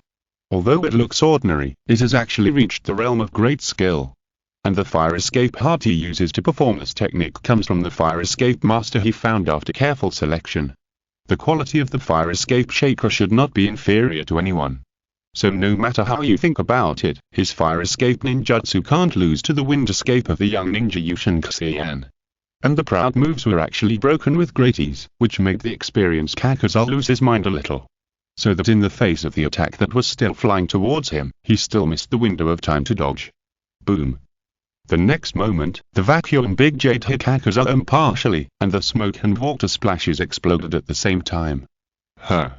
Something seems to be wrong. Kakuza rushed out of the smoke quickly with his arms crossed in front of him. It seemed that he had not suffered much damage. What was obviously different from before was that he was actually wet at this time. Fuck, this is actually water escape. After putting down his arm that was glowing with black light, Kakuza, who was always calm, couldn't help but burst out with a swear word. At this time, he didn't understand that Xia Yan was simply using the projection of wind escape to lure him to use fire escape, and at the same time using water escape ninjutsu to restrain his fire escape, so that he could achieve the effect of defeating the strong with the weak. This is not a master of reverse attributes, it's just a routine operation. Sure enough, this guy is completely different from ordinary ninjas. He can even play the most orthodox 5 escape ninjutsu so well. At this moment, Kakuza inexplicably felt that he was a little old and couldn't keep up with the tiredness of young people's thinking. Xia Yan didn't know how much of a blow he had caused to Kakuza's heart. In fact, when he saw Kakuza rushing out unscathed, he felt a pity in his heart. After all, his first sight-killing type of moves can only play that greatest effect at first time. Once the enemy is prepared, it will be difficult to take effect. So this time, we can't hit Kakuza hard, and it will be even harder to have a chance in the future. At the same time, Xia Yan also noticed that there was a little black on Kakuza's arms that was fading. Did he use the Earth Spear? Earth overcomes water. Although the Earth Spear is a move that hardens the skin to defend against physical attacks, it also has a strong defensive effect against the restrained water escape, so it's no wonder the Kakuza was unscathed. But this also means that Kakuza's original Earth escape heart is still there, which is troublesome. In fact, Xia Yan pretended to be dead from the beginning and hid aside, just to eliminate Kakuza's most difficult Earth escape heart first. Because the defense brought by the Earth Spear and Kakuza's immortal body are superimposed together, Kakuza's ability to save his life has reached an outrageous level. Under normal circumstances, Kakuza will protect his original heart very much, which means that if you really want to kill him, you must first eliminate his other 4 hearts under the hard protection of the Earth Spear. In the original work, if Xia Yan had not used the help of Hiden's opponent's stupid teammate to kill his Earth escape heart with an unsolvable curse, Kakashi and the others would have been killed by Kakuza before Naruto arrived. It can be said that only the Earth Spear plus the Earth Grudge is Kakuza's complete form, which is his biggest reliance for being able to dominate the ninja world for so many years without falling. Finally, there is one more point: Thunder Earth. Xia Yan has basically mastered the 4 nature changes through the analysis of other people's shape characteristics with the prototype and through various researches. The only thing he has not mastered is the nature change of lightning escape, so when Kakuza was on guard, Xia Yan had no good way to break his turtle shell. That's why he was so deliberate at the time, in order to directly solve the biggest difficulty in defeating Kakuza. If he could do it, he would even dare to fight and keep Kakuza here forever. It's a pity that Kakashi appeared as a variable. I didn't expect him to be so brave that a level 1 trumpet dared to challenge Kakuza, a level 60 awakened trumpet. At the time, Xia Yan saw Kakashi being strangled by Kakuza, but he didn't dare to bet that Kakuza would let Kakashi go, so he had to attack in advance. Although I'd found should be burning a bonfire and waiting for Kakashi in the gap between life and death, Xia Yan thought it would be better not to reunite them so soon. Moreover, he was the one who brought Kakashi up, and it was his responsibility as a teacher to bring him back safely. However, in this way, although his hasty attack was successful, it was avoided by Kakuza. Although Xia Yan felt that he had hit the heart, from the current situation, it was obviously not the Earth escape heart of the Earth Spear, nor the Fire escape heart of the head. In any case, Xia Yan still gained some advantages in the previous confrontation, so he began to make persistent efforts, clapping his hands and preparing to attack again. Here it comes again. Kakuza, who had just rushed out of the smoke, couldn't help but feel a little embarrassed. After all, he had just vowed in his heart that he would win, but he didn't expect to be slapped in the face. Fortunately, he didn't say it directly, but such a thing will never happen again. This trick of Xia Yan can only work once at most. After seeing it, he will not be fooled so easily. So Kakuza stopped immediately after seeing Xia Yan's action, and concentrated on paying attention to the other party's movements, intending to identify the escape technique he used and then hit him head-on, and fight back. Then he heard Xia Yan yell again, "Earth escape water wave." Then he spit out a huge fireball from his mouth. In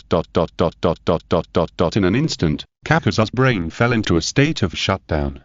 Fortunately, at the last moment, he still reacted, suddenly flew to the side and avoided the attack of that fireball. Boom! The fireball whizzed past and instantly blew away a big tree behind him.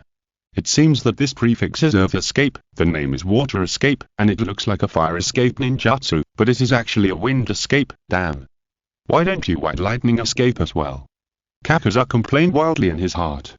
At this time, he finally realized that he still had a shortcoming. That is the brain. Although he didn't know how Xia Yan did it, his fast ninjutsu didn't give him much time to react. And the ninjutsu he used was also of the type that flew very fast. So if he didn't use a restraining ninjutsu after the opponent used the ninjutsu, he wouldn't have time to respond. What made him even more speechless was that Xia Yan's low-level operation of deliberately calling the wrong ninjutsu name before performing the technique actually added a lot of load to his brain and reduced his reaction speed. It's like writing information in different colors with different pens and asking people to point out the color of the font.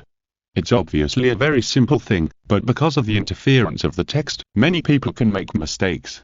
And Kakuza, who only changed his heart but not his brain, wanted to judge the escape technique used by Xia Yan in an instant with his old brain, which was a bit too difficult for him. However, Xia Yan naturally wouldn't talk to him about ninjutsu, and started clapping his hands again, looking like he was going to play a guessing game with him again. Kakuza, who had experienced many battles, had adjusted his mood at this time. It's not like he hasn't encountered such a situation where he can't gain an advantage in escape techniques. This is when he fights in close combat. This is where Kakuza is so strong. Although his abilities are not supernatural, they are all at the level of Kage. So as long as he uses his strengths to attack the enemy's weaknesses, relying on his immortal body, he will be the one who laughs last. Chapter 218 Junin's Merit. The camera first slightly turned to Kakashi and summoned. In fact, while Xia Yan was creating fog to block the view of the outside audience, he also sent instructions to Kakashi through secret voice transmission, asking him to take summoned away now. At the time, Kakashi was still in a state of confusion because he almost lost his life and Xia Yan teacher suddenly came back to life. However, after hearing the teacher's instructions, he immediately forced himself to be energetic. And Kakashi did not have any doubts about why Sama was not allowed to stay to help. After all, at this point, how could he not see that something was wrong with Sama? How could the little red of the three ninjas who once dominated the battlefield of the Second Ninja World War collapse on the ground and tremble because of witnessing the death of Xia Yan teacher? You have to know that the two of them are not familiar with each other at all. At most they just slept in the same bed. Not to mention that after the real Xia Yan teacher appeared, Sama still did not recover, which was very unusual at first glance. Kakashi even had some doubts that this Sama was not someone else's fake. Therefore, he did not waste time questioning teacher Xia Yan's instructions, but quickly came to Sama's side, supported her and walked towards the game hall under the cover of fog. Sama also knew that she would only be a burden if she stayed here, so she did not refuse. She just looked at Xia Yan deeply at the end, and then was supported by Kakashi and walked away somewhat sadly. Who knew that as soon as the two of them walked into the game hall, they were shocked by the scene inside. The guys who had just run into the game hall with an arrogant look on their faces and tried to snatch the game machines were now tightly tied up with black rune chains in the form of tortoise shells, and were hung high in the air. This scene reminded Kakashi of the scene he saw in the slaughterhouse when he was doing a D-level mission before. And probably for the sake of silence, even their mouths were filled with a thick black rune chain, so that they could not make any sound at all, and could only make a slight whimper. Seeing them all crying and snotting, looking like they were plagued to death and had no desire to live, Kakashi and Sama couldn't help but shudder. They didn't expect that such an evil trap would be set up in the game room they were accustomed to. This made the two people who were still standing at the door afraid to go in for a while. Fortunately, they soon found that there was another group of people huddled in a corner of the game room, looking at this hellish scene with horror. Sama, who often hangs out in the game room, immediately recognized that they were all guests who stayed in the game room before. It seems that Xia Yan's defense array is quite smart and can even distinguish between enemies and friends. Then they probably don't have to worry about being attacked by the game room. At the same time, a surprised voice sounded from the game room. Sama, Kakashi, you are finally here. A small figure ran over from the lounge. It was Xia Yan who was told by Sama to stay inside before. Sama, the tools for washing and the change of clothes are ready. Please hurry up and follow me to the restroom. Xia Yan said as soon as she ran to them. It seems that she has been with Sama day and night for this period of time, and she has already known about hemophobia and has prepared for how to deal with it. However, her cleverness is not just her own credit. Just now, when she was horrified to see that teacher Xia Yan was dead, and the blood was splattered all over Sama, she was also in despair for a while. Especially then, she saw that Kakashi, who was praised as a genius, was also powerless in the face of that terrible guy, and she was more convinced that she, a ninja school student who had not even graduated yet, could not help at all. As a result, at the time, the voice of teacher Xia Yan, who should have died, suddenly rang in her ears, and gave her instructions. Xia Yan, who once thought that she had auditory hallucinations because of despair, finally cheered up in the helpless comfort of teacher Xia Yan. Teacher Xia Yan must still be concerned about their safety, so he is still giving her advice after he becomes a ghost. Xia Yan, who expelled Xia Yan without authorization, kept encouraging herself, determined to make teacher Xia Yan become a Buddha, and then did what he said. And now, her efforts finally showed initial success. Sama, who was originally dejected, was also refreshed after hearing Xia Yan's words. Yes. As long as she washes off the blood stains on her body as soon as possible, she may have a chance to go outside to help Xia Yan. I just hope Xia Yan can hold on until then. Without further ado, Sama immediately took a step and tried harder toward the lounge. Kakashi's eyes flickered slightly, but he did not object to Sama's bathing on the spot. So the three of them quickly came to the lounge, and then Sama followed Xia Yan to the bathroom inside to wash up, where Xia Yan had already prepared the necessary things. In less than a few minutes, Sama, who usually takes at least an hour to take a bath, finished the shortest bath in her life. After changing into clean clothes, she seemed to be in a better mood, and basically regained her usual confidence and boldness. The door of the bathroom suddenly opened, Sama patted her cheek, and was about to leave the lounge to settle accounts with Kakaza. However, what made her frown slightly was that Kakashi actually blocked the door of the lounge, and it seemed that he had no intention of moving away. It's hemophobia, right, Sama? Sama was about to question, but unexpectedly Kakashi took the lead and said straight to the point. He had just noticed that something was wrong with Sama, and her behavior of taking a bath was undoubtedly giving him the last piece of the puzzle. Hemophobia. For the ninja group who live on the edge of a knife, this disease is actually not uncommon, so Kakashi also knows about it. But he didn't expect that a medical ninja as powerful as Sama would also suffer from this disease. What made him speechless was that she dared to wander around the ninja world in this state, which was really too courageous. Sama was not surprised that Kakashi noticed this, but said impatiently, "So what? Get out of the way. I'm in a hurry to save your teacher." However, Kakashi remained motionless and just shook his head and said, "Sorry, I can't obey your orders this time, Sama." Unlike those hooligans before, this time the opponent can't be dealt with eyes closed. With your current state, Sama, let alone helping the teacher, you should be thankful that you don't hold us back.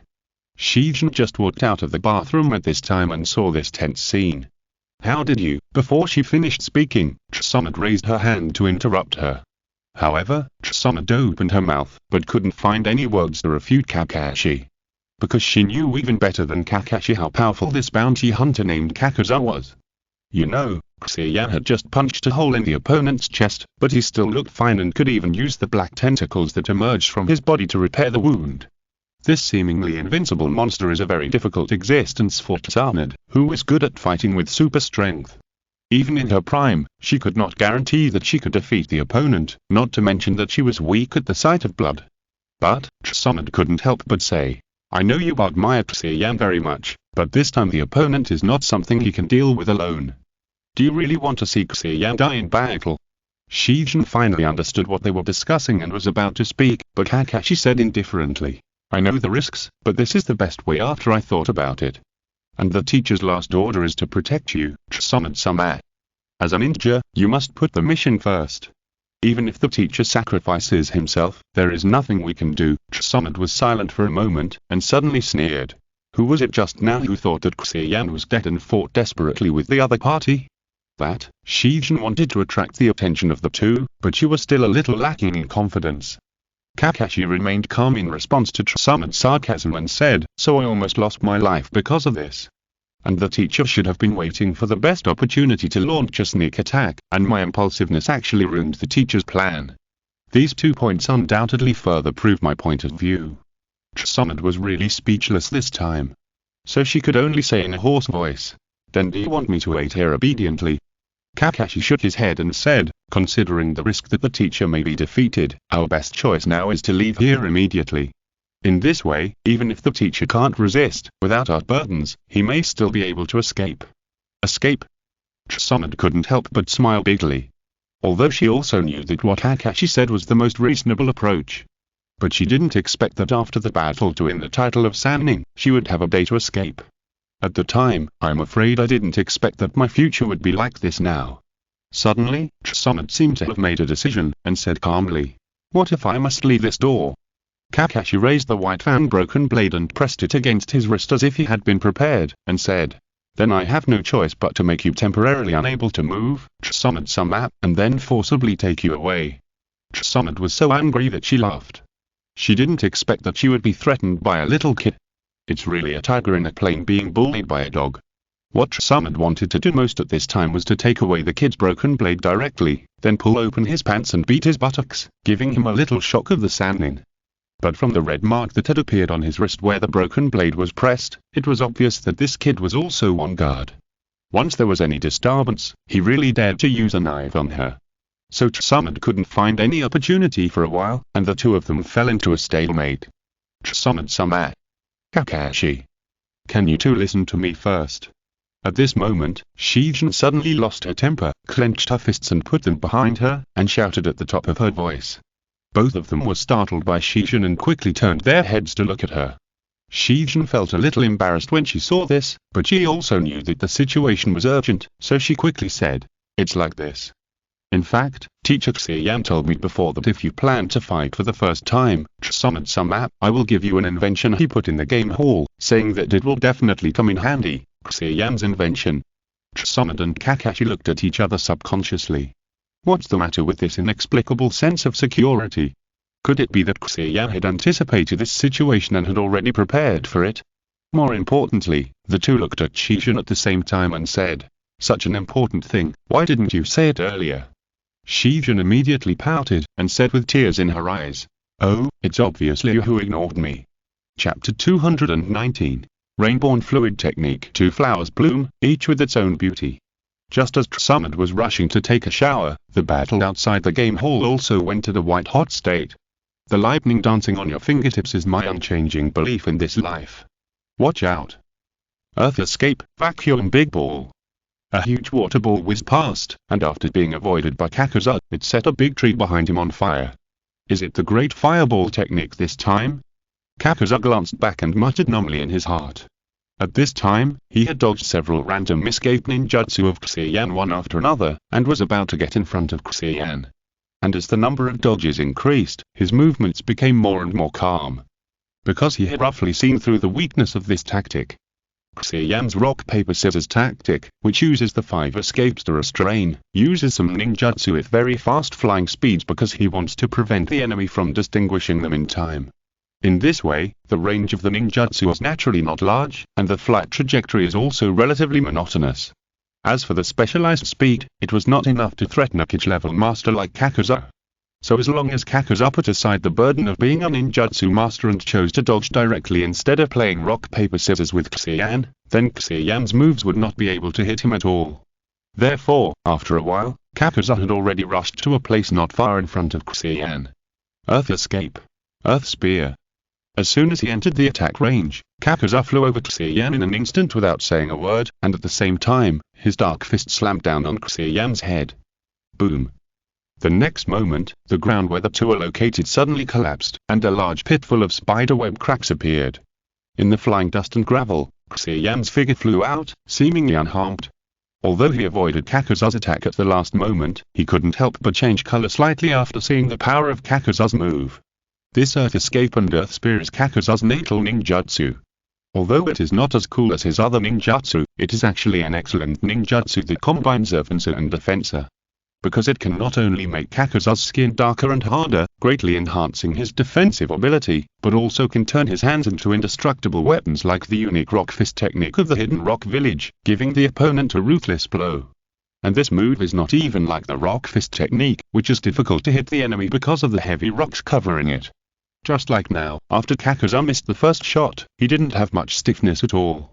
The moment he landed, he quickly kicked the ground and flew towards Xia Yan again with his black fist, not giving him a chance to breathe. Fortunately, Xia Yan was finally prepared this time. Although Kakuza's years of immersion in physical skills are daunting, Xia Yan's daily hard practice of physical skills and his efforts to spar with Might Die every now and then will not be in vain. Although it is not perfect yet, it is just right to use Kakuza, an experienced veteran, to verify the results of his self-created rain flow technique. So this time, seeing Kakuza approaching again, Xia Yan did not retrieve but advanced, and went to meet the opponent for the first time. Seeing Kakuza's fist coming towards him again, Xia Yan was still concentrating on adjusting his breathing and trying to relax himself. Then he began to raise his left hand slowly and gently drew a circle. His hand, which seemed to be slow but fast, just blocked the direction of Kakuza's punch.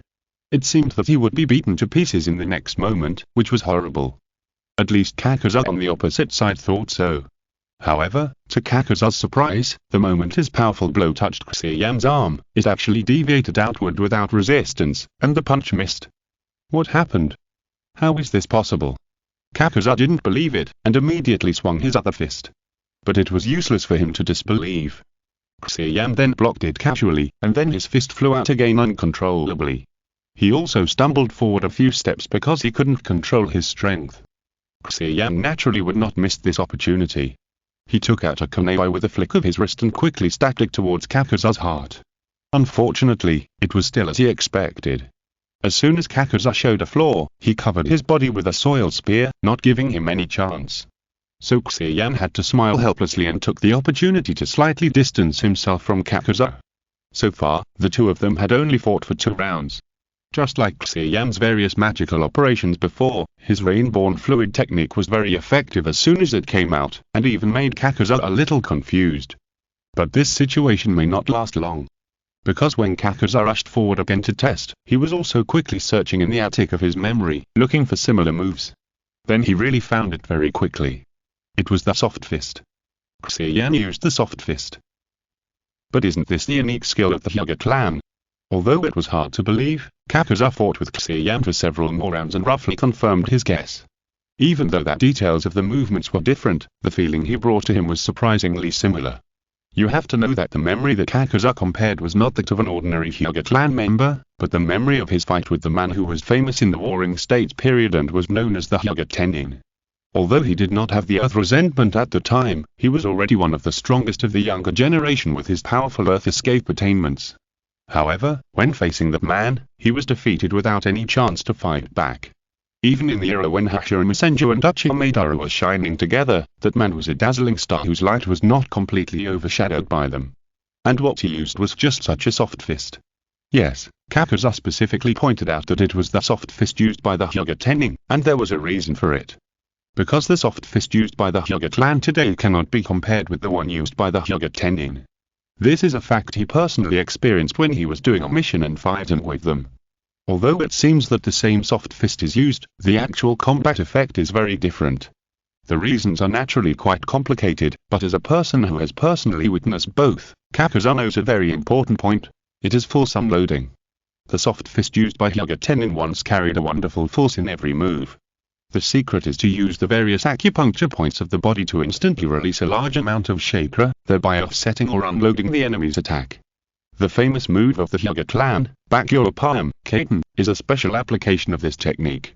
However, compared with the fixed routine of Kaiten, this fulsome loading technique that can be performed at will can exert a greater effect according to the use of the practitioner. To a certain extent, this soft fist technique, like his earth spear, is a move with unlimited upper limits, and the magic of its use lies in one's heart. It just so happens that the two are one hard and one soft, corresponding to the two directions of steel fist and soft fist, which makes Kakuza feel a little magical.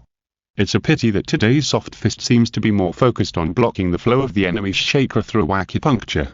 Not to mention this technique, even the number of people who use it in the Kaiten society has decreased a lot.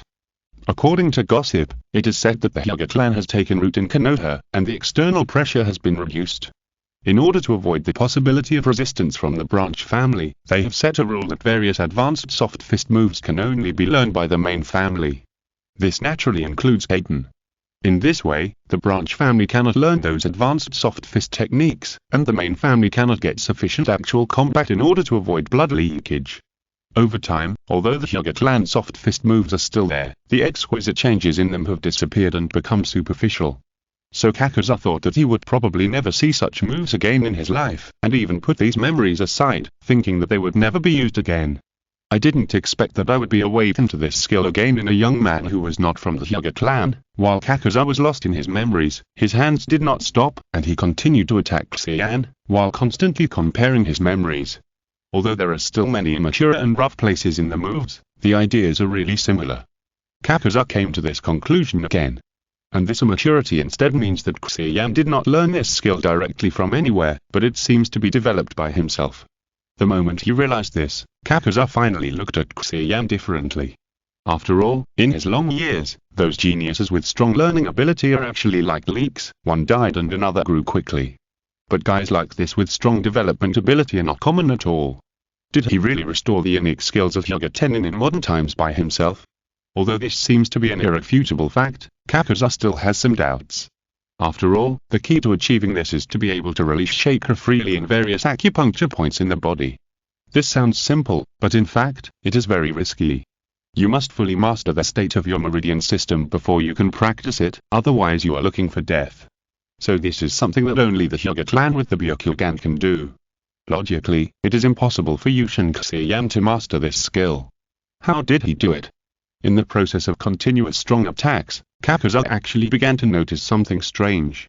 That is, although Xia Yan's skills are very similar to those used by Hyuga Tennin in his memory, there are still subtle differences when you look closely. In Kakuza's own feeling, Hyuga Tennins will make him feel a force, using the skill of 4 ounces to move 1,000 pounds to unload his attack, and even use the force to counterattack him. And Xia Yan's simply made him feel like he was slipping, so that he couldn't maintain the original attack trajectory. Thinking of this, Kakuza suddenly had an idea and attacked again. This time he pretended to punch, but actually tried to grab Xia Yan's arm. As a result, just after he grasped Xia Yan's wrist with his palm like an iron hook, Xia Yan just pulled back, and the hand slipped out of his hand. Sure enough, there was still something different. This time, Kakuza and Xia Yan's hands were in contact with a larger area, so he finally felt the difference. He stepped back a few steps, raised his hand to release the earth spear, and then felt a kind of sticky texture on his hand. Kakuza suddenly thought of something, and suddenly realized it. Xia Yan on the opposite side smiled helplessly again. You are worthy at being the legendary bounty hunter Kakuza. You have discovered the secret of my trick so quickly. As he said, his arms and hands seemed to be unveiled by a layer of fog. The arms that were originally disguised as ordinary with projection finally revealed their true appearance. Xia Yan's hands were actually covered with a white and fine substance at this time. If you look closely, you will find that these are simply countless tiny soap bubbles. Foam, I covered my hands with foam. Xia Yan explained with a smile, this is the secret of my rainflow technique. Of course, if you like, you can also call it, Foam Soft Fist. If you're listening to this novel on a channel other than Fanfic World, it means they downloaded and uploaded it without effort. We cordially invite you to visit our channel, Mundo Fanfic Novel, as there you'll find the original version of this story and you can explore many other novels of various genres. We're waiting for you to immerse yourself in a world of incredible novels. Chapter 220 Foam Soft Fist. It is not difficult to see that Xia Yan's so-called Foam Soft Fist is actually a new ninjutsu developed by combining the change in the properties of foam that he had accidentally developed before with ordinary soft fist. In fact, in the beginning, Xia Yan's research direction of physical skills was the hard fist, which was exactly the opposite of the soft fist. After all, he had a hard fist master like my day by his side, and he had also obtained the secret scroll of the 8 gates of Dunjia, so it seemed natural for him to learn the hard fist and even the 8 gates of Dunjia like many predecessors of the time traveler. The soft fist is basically the unique skill of the Hyuga clan, and even the members of the branch family cannot learn it all. If Xia Yan wants to learn it, he can only learn it by himself. So no matter how you look at it, learning the soft fist seems to be a thankless road. However, after careful consideration and repeated discussions and exercises with Might Day, Xia Yan finally decided to use the soft fist as the foundation of his physical skills. Because compared with the hard fist, the soft fist is more suitable for his personality. This reason may sound a bit casual, but it is actually very reasonable. After all, the source of ninja power, chakra, is a product of a mixture of spiritual energy and physical energy. So in this world, in addition to blood inheritance, a person's personality, beliefs and even emotions can truly affect the quality of their own chakra and the power of their moves. The most typical example is of course the Uchiha clan, whose average lunatic is the Uchiha clan. Their strength is basically directly linked to their illness, and this also means that no matter how good the technique is, if it is not compatible with the caster, it is difficult to exert its true power even if it is learned. A fighting style like Guken, which is straightforward and uses a well-trained body to crush the enemy, is most suitable for hot-blooded idiots like the Might Day father and son. That's why they can completely learn the 8 gates of ninjutsu, while Kakashi, who is known as a genius, has some difficulty even opening one gate. Obviously, Xia Yan, who has lived 2 lives and has a backup plan for everything, is extremely incompatible with this fighting style that requires life and death to be ignored. This is why he has been unable to open even the first gate of the 8 gates ninjutsu scroll for so long. In fact, if he does not develop in the direction of physical skills, there'll not be much problem, but Xia Yan's goal is to become a flawless hexagonal warrior, so for the long term, he decided to practice the soft fist that is more suitable for him. After all, this defensive fighting style is quite consistent with Xia Yan's safety-oriented and dislike of fighting with the enemy. The biggest threshold of the soft fist, which originally had to rely on the ability to control chakra points to master the Byakugan, Xia Yan also crossed it with his own invention. So except that there is basically not much reference and he can only develop it from scratch, this soft fist has no major shortcomings. Of course, Xia Yan's soft fist is actually very different from the soft fist of the Hyuga clan. The defensive techniques headed by Bakuazan and Yushin are more about releasing a large amount of chakra in an instant to offset the enemy's attack, thereby achieving a defensive effect.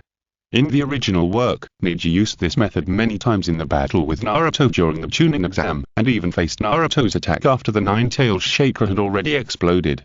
However, this method must consume a lot of chakra in an instant, so it has very high requirements for the strength of the meridians and the total amount of chakra of the caster. Although the Hyuga clan was somewhat mediocre in the later period of the original work, they were the descendants of Kaguya Otsutsuki after all, and they were naturally top-notch in terms of meridians and chakra. So they can continuously release chakra from their bodies as if it were free, and perform defense or acupuncture operations. However, since Xia Yan has not yet completed the NSEAL training, he is definitely not as good as this group of idiots in terms of chakra. Although he can also perform similar moves, he has always been stingy with chakra, so he is naturally reluctant to squander his precious chakra in this way, so he came up with such a compromise. At first, Xia Yan planned to use water flow to simulate the flow of chakra released outside the body. After all, the volume of water escape created by chakra is much larger than the original chakra. It was just that his water escape was inexplicably developed by No. 3 into a change in the properties of foam, so he had no choice but to make the best of a bad situation and develop his own foam soft fist. Unexpectedly, the special effect of the foam actually made his soft fist take a completely different path from his predecessors. Yes, this special effect is lubrication. He can use very little chakra to create a dense foam film on his body, and then use the principle of fluid lubrication to make his body slippery. Under the effect of the almighty chakra, the foam created by Xia Yan is quite tough, and the friction coefficient is surprisingly small. So those tiny bubbles seem to form a ball bearing, which can easily deflect the enemy's attack. In short, Xia Yan used the bubble fruit to achieve the effect of the slippery fruit. So although it is also a soft fist, there is still a fundamental difference. That's why Kakuza thought that this soft fist had a sense of speciousness. But now that the secret of this bubble has been discovered by Kakuza, with his amazing combat experience, I'm afraid you will soon find a way to crack it. So Xia Yan also knew that he couldn't delay time by hiding and covering up like he did just now, and he had to use his real ability to continue to compete with Kakuza. But it was also good that way, he still had a lot of skills, and it was just right to test the effect in actual combat. Xia Yan, who had just explained his ability to Kakuza, saw that the other party had no intention of coming over, so he raised his right hand covered with foam and hit forward. Then a large ball of white foam shot out from his palm and flew towards Kakuza. Foam empty palm. At this time, Kakuza was still surprised by Xia Yan's new soft fist that was realized through foam. But after seeing the large ball of white foam flying towards him, he quickly came to his senses. Is this imitating the empty palm of the Hyuga clan? But it seems that it is completely inferior to the original, Kakuza quickly commented in his mind, and then flashed to the side, easily leaving the attack trajectory of the foam. The empty palm of the Hyuga clan is a move that uses compressed air to push the palm to attack the enemy from a distance. Because it was so fast and hard to see clearly, the actual combat effect of this move was very good. However, Xia Yan's copycat foam palm seemed to have completely failed to inherit the advantages of the original, which made Kakuza a little disappointed. However, at the moment when he had this thought, with a snap, the white foam that was about to pass by him suddenly exploded, and large pieces of foam flew around. This is, the experienced Kakuza reacted in an instant. It seems that Xia Yan also used the same technique as the palm, compressing a large amount of foam through the film created by chakra. However, unlike the palm, his move can actually explode in the middle. It's a pity that the bubble exploded at such a close distance. Even if Kakuza's brain reacted, his body couldn't react. The next moment, a large piece of white foam covered his whole body, and even deprived him of his vision in an instant. The stinging sensation brought by the foam in his eyes made Kakuza feel dazed for a while. He didn't expect that this move that seemed a bit childish would actually fool him, who was experienced in combat. However, before he could sigh, a sound of breaking wind sounded in front of him again. For a moment, Kakuza seemed to see Xia Yan rushing in front of him and pushing his palm towards him. Although he couldn't see anything for the time being, even Summoned could fight with their eyes closed. Kakuza, who had made up for all her shortcomings in her many years of ninja career, was naturally proficient in blind fighting and could clearly distinguish the surrounding situation through hearing. It seemed that Yushin Xia Yan saw that the previous move was effective, so he planned to launch an attack while he couldn't see anything. It's a pity that he still underestimated himself. Earth Escape Earth Spear. Kakuza's ears twitched slightly, and according to the direction determined by the sound, he raised his black right hand and punched. As if the yarn-colored domineering was against the slippery fruit, Kakuza's fist and Xia Yan's push palm faced each other head-on. Chapter 221. Thank you, No.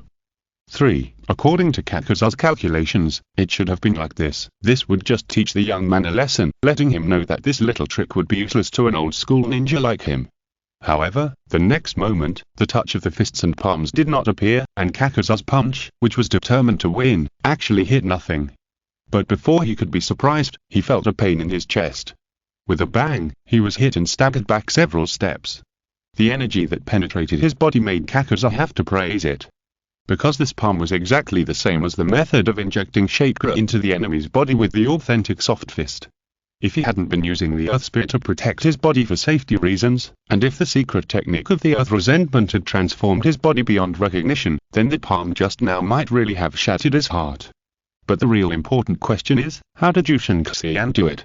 Why did the attack that he could hear the sound not exist, while the real attack was silent? Before Kakuza could figure out what was going on, Xia Yan attacked again without warning. Bang! This time, the attack was aimed at the neck, which was a vital part of the human body, but it still didn't work despite Kakuza's incredible defense. Kakuza really didn't leave him any loopholes. Xia Yan, who quickly retreated to avoid Kakuza's whip kick after missing the first attack, sighed in his heart. You know, this silent killing technique with foam is his masterpiece. Many people don't know that in addition to solid soundproof foam, liquid foam also has the same soundproof effect. The simplest example is that if you accidentally cover your ears with foam while taking a shower, you may not be able to hear anything at all. Xia Yan had also experienced this situation in his previous life, so he searched the internet for relevant knowledge. He didn't expect that this useless knowledge would actually be useful one day. At this time, his whole body was covered with a layer of dense foam, and under the sunlight, it was emitting colorful light. However, it is precisely this very conspicuous foam coat that can block the sound of all Xia Yan's movements in the foam, allowing him to be completely invisible in the field of sound. In addition to the lubricating effect brought by the foam, the air resistance generated by his attack is also reduced to a minimum. In addition to not producing the sound of breaking wind, it can also speed up his attack speed. Finally, with the foam palm or projection technique like just now to take away the enemy's vision, and the use of the sound transmission technique to simulate the sound of the attack, this upgraded version of the silent killing technique, the 5D stereo surround sound killing technique, is considered to be a success. Against ninjas with high attack and low defense, Xia Yan's combination of punches is estimated to be few who can resist. Or in other words, when their vision is taken away, their defeat is doomed. Unfortunately, Xia Yan's opponent this time is this one. Only at this time did he truly feel the real horror of Kakuza. In the ninja world, there are not many ninjas with the ability to be invincible, but there are some. The reason why Kakuza lived a life of blood and knife as a bounty hunter and was able to live peacefully to over 90 was not entirely due to his immortality from the Earth Grudge, but more importantly, his cautious character after having immortality for so many years. Normally, such an immortal guy would not pay much attention to his own protection, and would even use the method of exchanging injuries for injuries to fight a war of attrition with the enemy. Kakuza's future teammate Hiden and Trasanad, who should be taking a shower in the game hall now, are actually good examples. However, Kakuza himself has the Earth Grudge, which allows him to have 5 hearts and can quickly repair his body. This guy actually activated the defensive magic skill of the Earth Spear without saying a word. Unless there is a supermodel ninjutsu like the Raisin Shuriken with destructive power, it is difficult to completely kill Kakuza. While Xia Yan was constantly attacking and had a headache about how to deal with Kakuza, who was even more timid than him as a time traveler, Kakuza was actually not at ease. After all, no matter how strong the defensor of the Earth Spear is, Xia Yan's soft fist with penetrating power can still slightly break through the Earth Spear on his body and attack his body. Although he did not receive much damage because of the Earth Resentment in his body, he was not feeling well after a little bit of damage. Fortunately, Kakuza also roughly thought of a way to crack this move. Because this situation reminded Kakuza of his experience with the Karigaku ninja. Most of them were good at using the Karigaku technique to block the line of sight first, and then assassinate the enemy through silent killing techniques, which is very similar to the current situation. When Kakuza deals with the Karigaku ninja's tactics, the most common way to crack is to directly use the wind escape technique to blow away the surrounding fog. However, what is blocking his vision now is not thick fog, but foam, and this foam seems unusual. He has found opportunities to wipe his eyes several times, but he still can't wipe it clean. But the idea of wind escape still inspired him. Anyway, as long as the foam disappears, it will be fine. Since wind escape doesn't work, he has another escape technique that is very effective against foam. Water escape. Water curtain. Just as Xia Yan rushed forward to attack again, Kakuza suddenly formed 2 seals with his hands, and then a water curtain quickly rose in front of him. Under his control, the water curtain also washed over his whole body at the same time. As expected, just like in reality, the foam on his body disappeared all at once.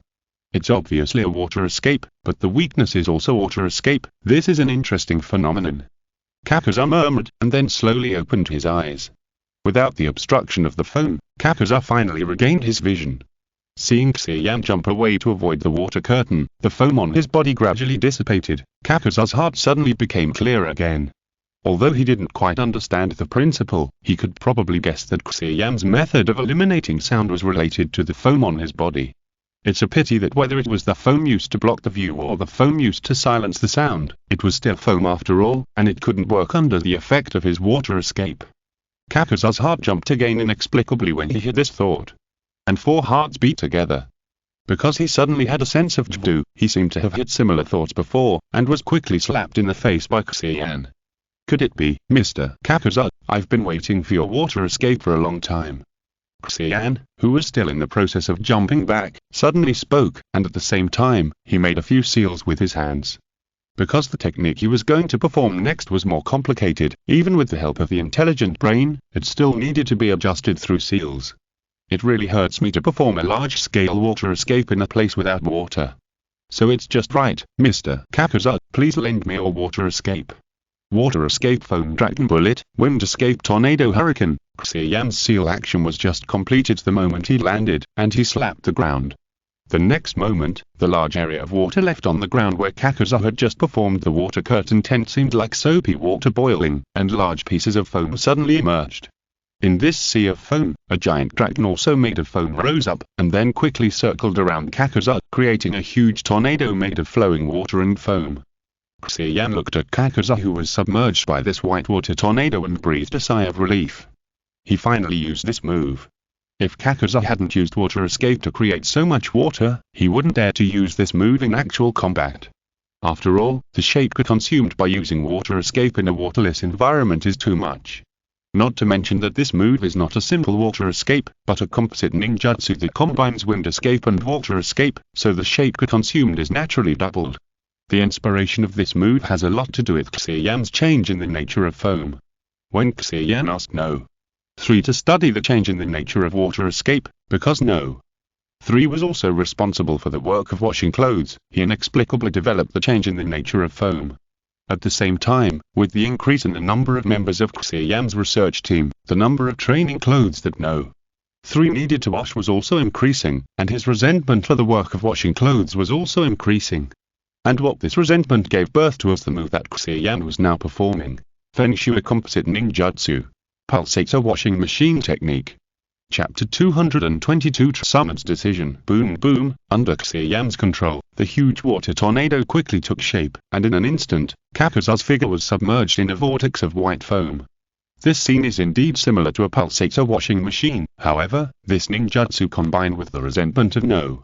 3 is naturally far more powerful than a washing machine. The storm caused by the water tornado alone swept the surrounding branches and gravel into it, and even many trees were blown to the ground, making a sound of being overwhelmed. Hey, what is going on in there? Because the fog created by Xia Yan has no entity, it has not been blown away, and it still blocks the view of the audience outside. However, through the strong wind and rain blowing in their faces, as well as the continuous loud noises, they can also imagine what a terrible scene it is in the thick fog at this time. Is this really a battle between ninjas? Everyone showed an incredible expression on their faces. Because as ordinary people, they usually have no chance to see the battle scenes between truly powerful ninjas that are enough to change the terrain. Some people couldn't suppress their curiosity and wanted to go through the thick fog to find out what was going on. However, they didn't walk a few steps before they were frightened by the tree trunk that fell from the sky and hit them in front of them. They sat down on the ground and ran back in a hurry. Many onlookers also had some intention of retreating after seeing this, and began to feel that such a battle seemed not something they could get involved in. Especially the subordinates of the creditors who were left behind were stunned. Who gave the boss the courage to plot against such a terrible guide before? By the way, they had been in the game hall for so long, why didn't they have any news? However, these guys didn't know that their boss and his companions were still hanging in the air in the game hall. Moreover, with the raging of the water spout, the game hall located nearby also produced a lot of vibrations, and they were hanging in the air, which swayed back and forth, constantly colliding with their companions around them, and groaning in pain. Kakashi, who was not far from them, was carefully observing the situation from the gate. Although the thick fog blocked the view, Kakashi could tell what was happening on the battlefield not far away from the changes in the surrounding objects. What a terrible water-style ninjutsu. No, maybe it's mixed with wind-style ninjutsu. Kakashi's face became more and more serious as he analyzed. Because the biggest question now is, which side used such a terrible move? As far as he knows, Xia Yan's teacher seems to use sophisticated and energy-saving ninjutsu as the main means of attack. So from the momentum of this technique now, the situation is not good. However, Kakashi could not guess that this technique was actually performed by Xia Yan and Kakuza together, so it was so powerful. He was getting more and more worried, and he wanted to rush up to help the teacher immediately. Unfortunately, Kakashi knew very well that even if he went up, he would only hinder the teacher. After taking a deep look at the thick fog in front of him, Kakashi gritted his teeth and turned back to the direction of the lounge. I wonder how Sama is doing with the invention that the teacher invented.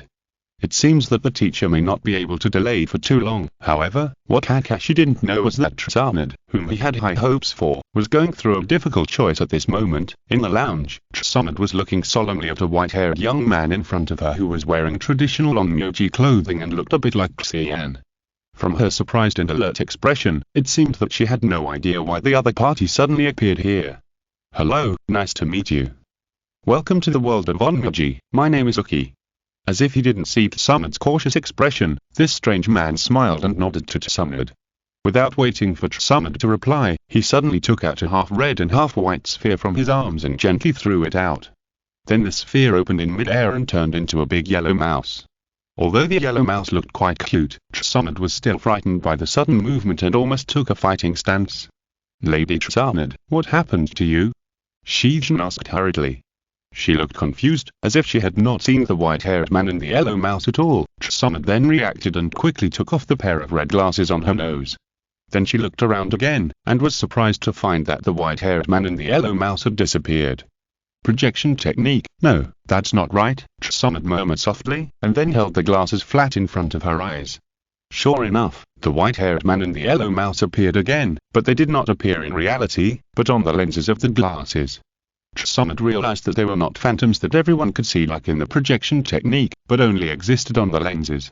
It was just that through the perfect size and shadow, they became lifelike in the eyes of the person wearing the glasses. Seeing that Xia Yan still looked worried, Sama explained.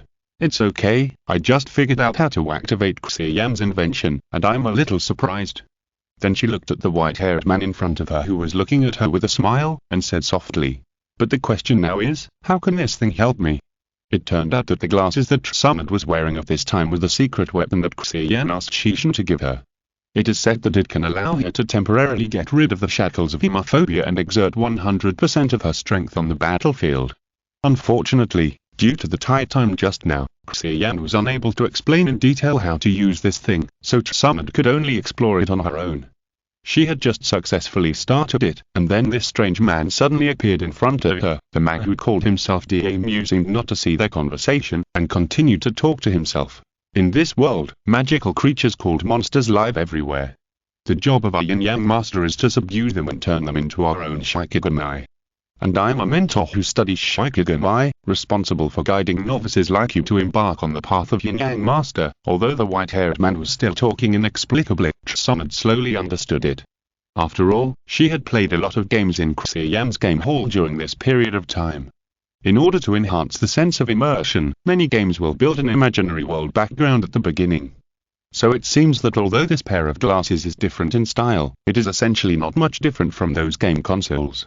However, Sama still didn't think about how this thing could help her get rid of her hemophobia. However, out of trust in Xia Yan's various magical inventions, she still patiently experienced it.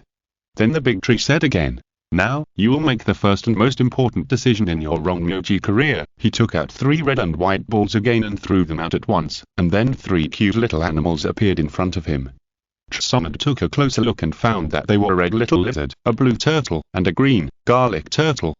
The big tree smiled and said, "Now, please choose your initial Shikigami, Sama." Question mark, question mark, question mark. When Kakashi pushed the door open, he saw Sama thinking hard. It's not that Sama was too addicted to the game. It's really that the big tree was too serious, so Sama didn't dare to be careless. After all, God knows whether only one of the little animals can solve her hemophobia problem. Chapter 223. Terrifying water spout. Just as Summit was caught in the biggest problem that many new Pokemon players in Xia Yan's previous life would encounter, the water spout not far from the game hall was still raging. Crack, crack, crack, and the center of the water spout was constantly resounding with harsh friction sounds. Indistinctly, Kakuza's figure could be seen rooted in the ground like a reef, constantly enduring the scouring of the water spout. At this time, his clothes had been torn to pieces, revealing a large area of dark and hard skin. Obviously, just like before, Kakuza activated his life-saving skill, Earth Escape Earth Spirit Assist before being attacked. And from the scene that made his appearance a little blurred, it seemed that this time he used the Earth Spirit to the extreme, thus producing a thicker rock layer on the surface of his skin than before, looking like a stone man. And Kakuza's caution was not without reason, because on the black rock layer that was said to be unbreakable, countless deep scratches were visible to the naked eye. If it was the Earth Spear that he usually used, it would probably have been broken by the violent water flow long ago. You should know that there are a lot of wind blades and various sand and soil debris mixed in this water flow. With the amazing speed, it is more like a grinder than a washing machine. With countless attacks per second, it challenges the invincible defense of the Earth Spear in every possible way. Water drops wear away stones. At this time, Kakuza, who turned into a stone Buddha and did not move at all, could not help but think of this illusion in his mind. Ordinary water drops can even pierce a hard stone over the years. Kakuza has always liked this illusion, because it means that even if he was not outstanding in the past, as long as he has enough time, he can still beat those chosen ones. And in fact, it seems to be the case. Those geniuses of the same generation as him have now all turned into a handful of yellow soil, while he, who has a long life, is getting more and more moisturized. Even the man known as the god of Ninja World is no exception. However, what Kakuza never expected was that he would personally verify this theory one day. Although there are some differences in form, the principle is the same. This violent vortex of water flow is like a process of water dripping through stone that has been accelerated countless times. By accumulating countless insignificant attacks, it can actually threaten the hard stone defense he created with the Earth Spear. The key is that although Yushin Xia Yan's move is huge, the actual lethality comes from the grinding effect of the water flow carrying various debris. This meticulous attack just hits the soft spot of the Earth Spear. After all, even Kakuza, who has been immersed in this mood for many years, can't leave no weak points in the rock layer attached to his body. However, even if there is only a tiny flaw, it will become a 100% loophole under Xia Yan's amazing attack speed and all-round attack. The next attack will make the loophole continue to expand until the defense created by the Earth Spear is completely destroyed. Even the basic rule that Earth Escape restrains Water Escape is difficult to play its effect under this composite ninjutsu that is actually a combination of Wind Escape and Water Escape. This also makes Kakuza feel a little depressed and ironic. Because as a person who has mastered the 5 nature changes, Kakuza is also very good at various compound ninjutsu. Especially the compound ninjutsu Flame Wind Wave, which is a combination of Wind Escape and Fire Escape, is his specialty. Unexpectedly, in this battle, he was the first to experience the power of compound ninjutsu. Therefore, due to various reasons, the water tornado created by Xia Yan produced huge destructive power. In order to resist his offensive, Kakuza, who constantly refined Shaper to drive the Earth Spear ninjutsu to repair the rock layer, rarely felt the fatigue of excessive Shaper consumption. You must know that he has multiple hearts and has always been bottomless in chakra. However, Kakuza also knows very well that once the rock layer outside his body that is used to isolate himself from the water flow is completely destroyed, he may really suffer a terrible blow. This is probably the biggest weakness of his immortal body. Because the basis of his immortal body is the hearts in his body. Once he is hit by a large-scale powerful ninjutsu, even if he has more hearts, he may be completely destroyed at once. Perhaps it was because of this that Kakuza did not act as recklessly as his teammate had done in the future. Instead, he developed a powerful defensive ninjutsu such as the Earth Spear on the basis of his immortal body. So even if he consumed more chakra, Kakuza did not dare to expose his body directly to Xia Yan's water tornado. Because in that case, he might really be killed. After a long time, the water tornado created by Xia Yan gradually dissipated. Even the water flow created by the 2 people with chakra disappeared because of the exhaustion of chakra. The branches and gravel caught in it also flew everywhere due to inertia, turning the entire open space into a mess. Not far away, Xia Yan, who was barely standing on his knees, also showed a tired look on his face. Even with the help of Kakuza's water escape, he consumed a lot of chakra to maintain the water tornado. At this moment, he fully understood why Kakashi had to lie in the hospital after every battle in the original work. Because when facing these opponents who are far stronger than himself, there is no time to think about how to save chakra. Even if he ends up in the hospital after the battle, it's better than being killed directly because of holding back during the battle. And Xia Yan's full strength attack seems to have achieved good results. The center of the water spout has now turned into a sunken pit. After adjusting his condition, Xia Yan walked cautiously to the edge of the pit and looked down. Then what caught his eyes was the scene of Jiaozu lying on the ground. His clothes were almost completely gone, with only a pair of black shorts still standing. And it can be seen that his exposed skin is not covered with the black rock layer attached by the earth spear, but is covered with countless dents and tiny bloodstains, which looks a bit horrible. From this situation, it seems that Jiaozu was unable to maintain the defense of the earth spear, and was finally knocked down by Xia Yan's full strength attack. Did it succeed? Xia Yan carefully looked at him for a long time, and when he saw that Zhao was motionless, he slowly exhaled and smiled after surviving a disaster. It's finally over. I didn't expect this Kakuza-san to be so difficult to deal with. He actually forced me to use all of my best tricks. Xia Yan muttered to himself, and then laughed with interest. I heard that although Kakuza-san is a bounty hunter, the bounty he offers at the gold exchange is actually very high. I didn't expect to get such a big reward after just one trip. Seeing his relaxed tone, he seemed to have completely let go. He didn't even seem to notice that behind him, an arm with a large group of black tentacles at the end of it drilled out from the ground and was approaching him silently. Chapter 224. By the way, let's make another one just in case.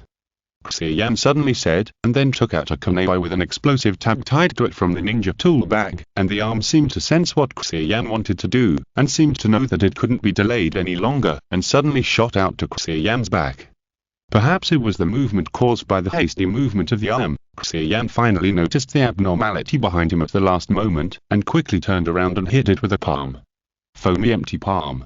And this empty palm seemed to be a little different from the previous one. Compared with functionality, this palm seemed to focus more on power. So although it was just a subconscious attack, the empty palm still hit the arm that was still in the air, breaking its tendons and bones. Even the large group of black tentacles connected to the arm were affected. After falling to the ground, it twitched slightly and looked dying.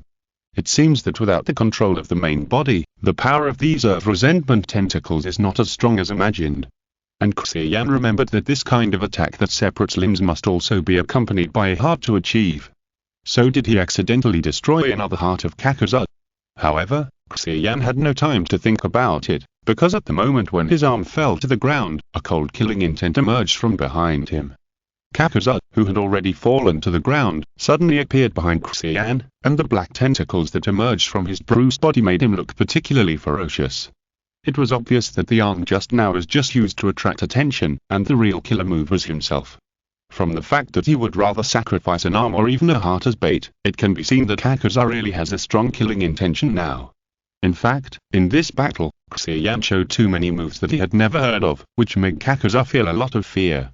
In his long life, Kakuza can already face the fact that he is not a super genius calmly. After all, his age is almost twice that of the shadows of various ninja villages, but he dare not guarantee that he can beat them in terms of strength. There are even many genius ninjas who can fight him to a draw and they are less than 20 years old. The reason why he can look at them calmly is because he is confident that even if he can't beat them, the other party can't do anything to him. And in his long life, these so-called geniuses are just passers-by after all. However, even among these guys, Yushin Xia Yan is a very strange one.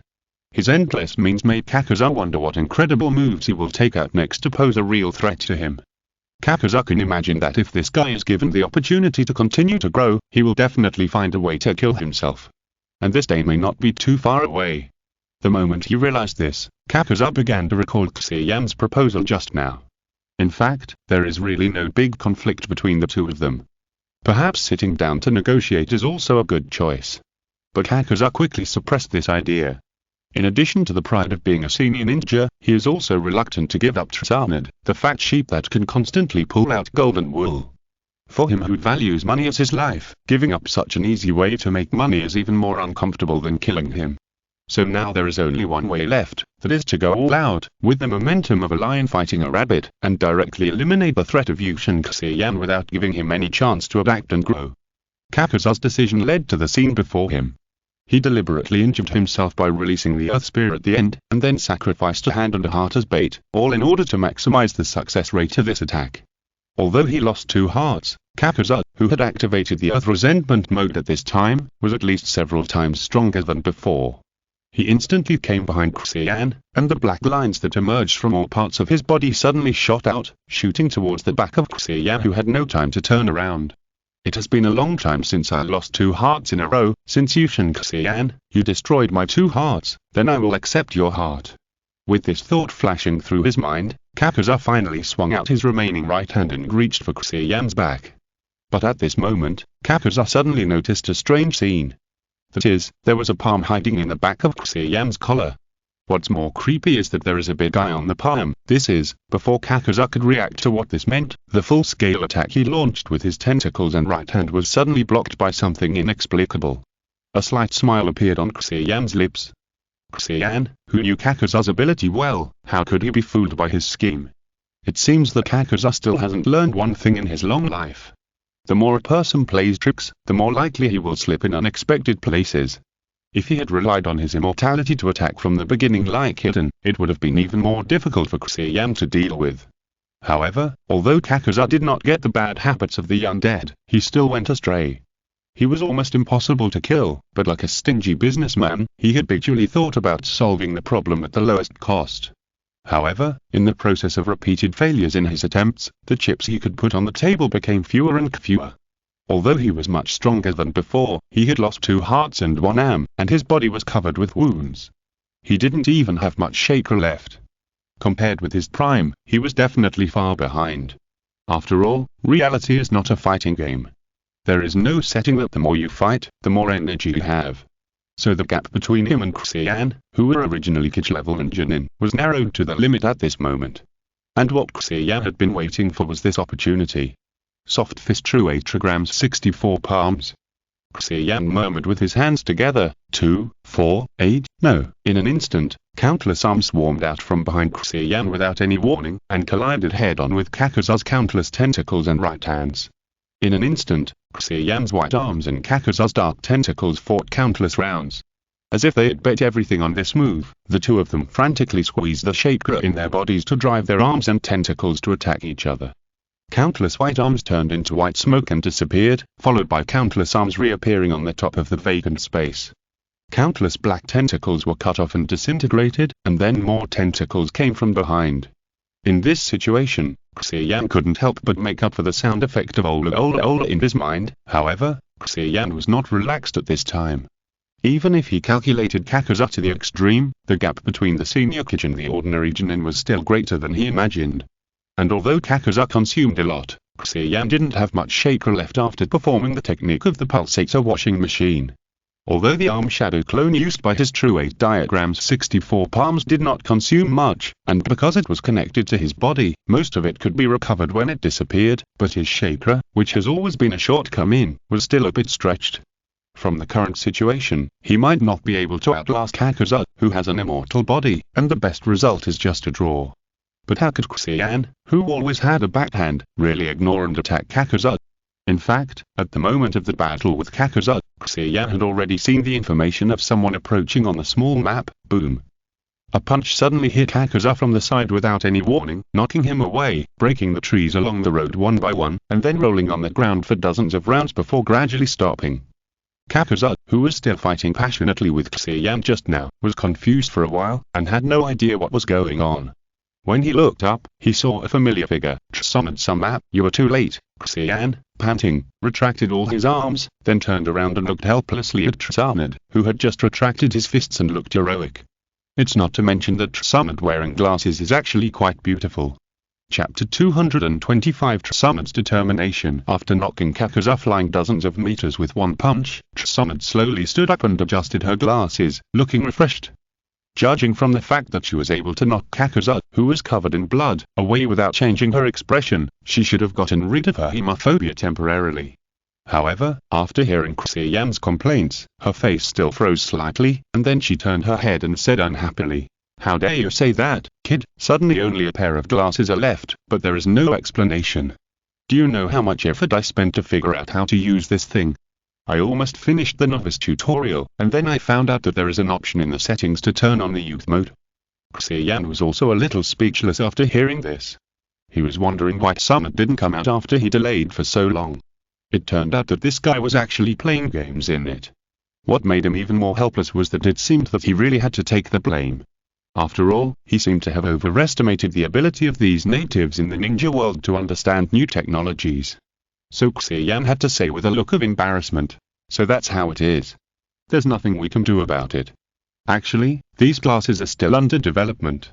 I just had a sudden thought and thought that the functions inside might be able to help you, Lady Summit, so I decided to let Xia hand it over to you." Although Xia Yan said it with a sincere face now, he knew about Summit's hemophobia from the beginning, and of course he had already thought of using these glasses to alleviate Summit's hemophobia. It's just that he originally planned to use it as a last resort to force Summit to return to the village. If it weren't for the sudden intrusion of Kakuza, the late-stage boss, he wouldn't have taken this thing out so easily as insurance. As for why these glasses can help Summit, the principle is actually quite simple. In fact, this thing is somewhat similar to the AR glasses that Xia Yan had in his previous life. Unlike VR, which is completely virtual reality, AR takes the route of augmented reality that combines virtuality with reality. Simply put, it is to superimpose virtual images on real scenes, thereby creating a visual experience based on reality and beyond reality. The reason why Xia Yan thought that these glasses could help Summit is because he built a game that is still under development into it. Onmyoji Go. This game allows players to play the role of a novice onmyoji, conquer various virtual monsters in reality, and embark on a series of adventures with the goal of becoming a great onmyoji. It is not difficult to see that this game is a skin-changing game that combines elements of onmyoji and monsters with the Pokemon games of his previous life, especially Pokemon Go. After all, games like Pokemon Go and AR technology are so compatible that Xia Yan can be said to have thought of using it as the first game to escort these AR glasses at the first time. From the type of this game, it can be seen that it is a work for all age groups and suitable for all ages. However, in order to adapt to the style of traditional monsters in everyone's impression, in addition to those cute monsters, Xia Yan also added a lot of scary monsters, such as bat girls, fox girls, female ghosts, and 8-foot ladies. It sounds like nothing, but Xia Yan believes that these scary monsters will definitely make many players foam at the mouth in the future, so for the sake of children's physical and mental health, Xia Yan also specially added a youth mode to filter out various restricted information. Once this mode is turned on, many restricted scenes in games or in reality will be processed on the lens before they can be seen by the user. In addition to many young ladies wearing tight clothes, even various wounds and blood will be harmonized. There are even several ways to choose, such as the classic green blood, the evil holy light, and mosaics that leave people with unlimited imagination, etc. Summit's hemophobia, after all, is a psychological disease that is triggered when seeing blood. So in theory, as long as she is not allowed to see the blood, she will not get sick at all. This is like those who are allergic to certain things. As long as they are careful not to touch the sensitive source, they are no different from ordinary people. Anyway, Xia Yan thinks that he does not have the ability to cure Summit's hemophobia that has troubled her for decades in the original work in a short period of time, so he can only take this tricky means. In fact, Xia Yan is not 100% confident that this will work. After all, this kind of psychological disease has always been unreasonable. But judging from Summit's current performance, his idea is indeed correct. At least when she was wearing glasses, the once brave and heroic Princess Summit finally returned. Xia Yan was so moved in his heart, and then he saw Summit suddenly turned her head to the side and said to the air with an impatient look, "Oh Chi, please be quiet for a while. I know we have to fight the gym next, but can you let me finish the battle here first?" Then she squatted down and smiled gently at another ball of air and said, "And you little guy, please stay away for a while. It will be bad if you were affected by the battle." "Ah, I almost forgot that you have no entity, hehe." Although Xia Yan, as a designer, knew very well that Summit should be talking to the NPC Ochi and her Pokemon in the game. No, it was the Shikigami. But seeing her talking to the air with a focused face, Xia Yan still felt a little speechless. Although Tsumed is no longer afraid of blood, it looks like she has paranoia again. If Mito-sensei saw this scene, he would not trouble me, but the two of them did not have much time to communicate at this time. After all, the battle was not over yet. Yoshi. Tsumed stood up again, then raised her hand and looked at the fist that had hit Kakuza just now. The blood stains on it should have been there, but in her eyes, it was a ball of milk ice cream, which made her have the urge to lick it clean. Although the picture was a bit weird, this was the harmonious method that Tsumed had carefully selected. Because she had just tested it. In fact, many harmonious methods would still make her think of that bloody picture behind it, and could not completely suppress her fear of blood. Only this milk ice cream mode, which seemed to be a spoof, would make it difficult for Tsumed to associate it with blood because of the strong sense of contrast, so it was the best effect. Although Tsumed also realized that this was not a permanent solution. After a while, when this sense of contrast disappeared, she might still associate milk ice cream with blood, which would trigger her fear of blood again. Even at the time, she might have another fear of milk ice cream in addition to her fear of blood. Although it seemed like drinking poison to quench thirst, Tsumed still drank this cup of poisoned wine willingly. At least at this moment, she is no longer the weak woman who can only sit on the ground and shiver. She can use her own hands to protect everything she cherishes. At this moment, Tsumed seems to have some realization. All along, she has deliberately left the village and wandered around. In addition to paralyzing herself through gambling, she is also alienating Mito's grandmother and others.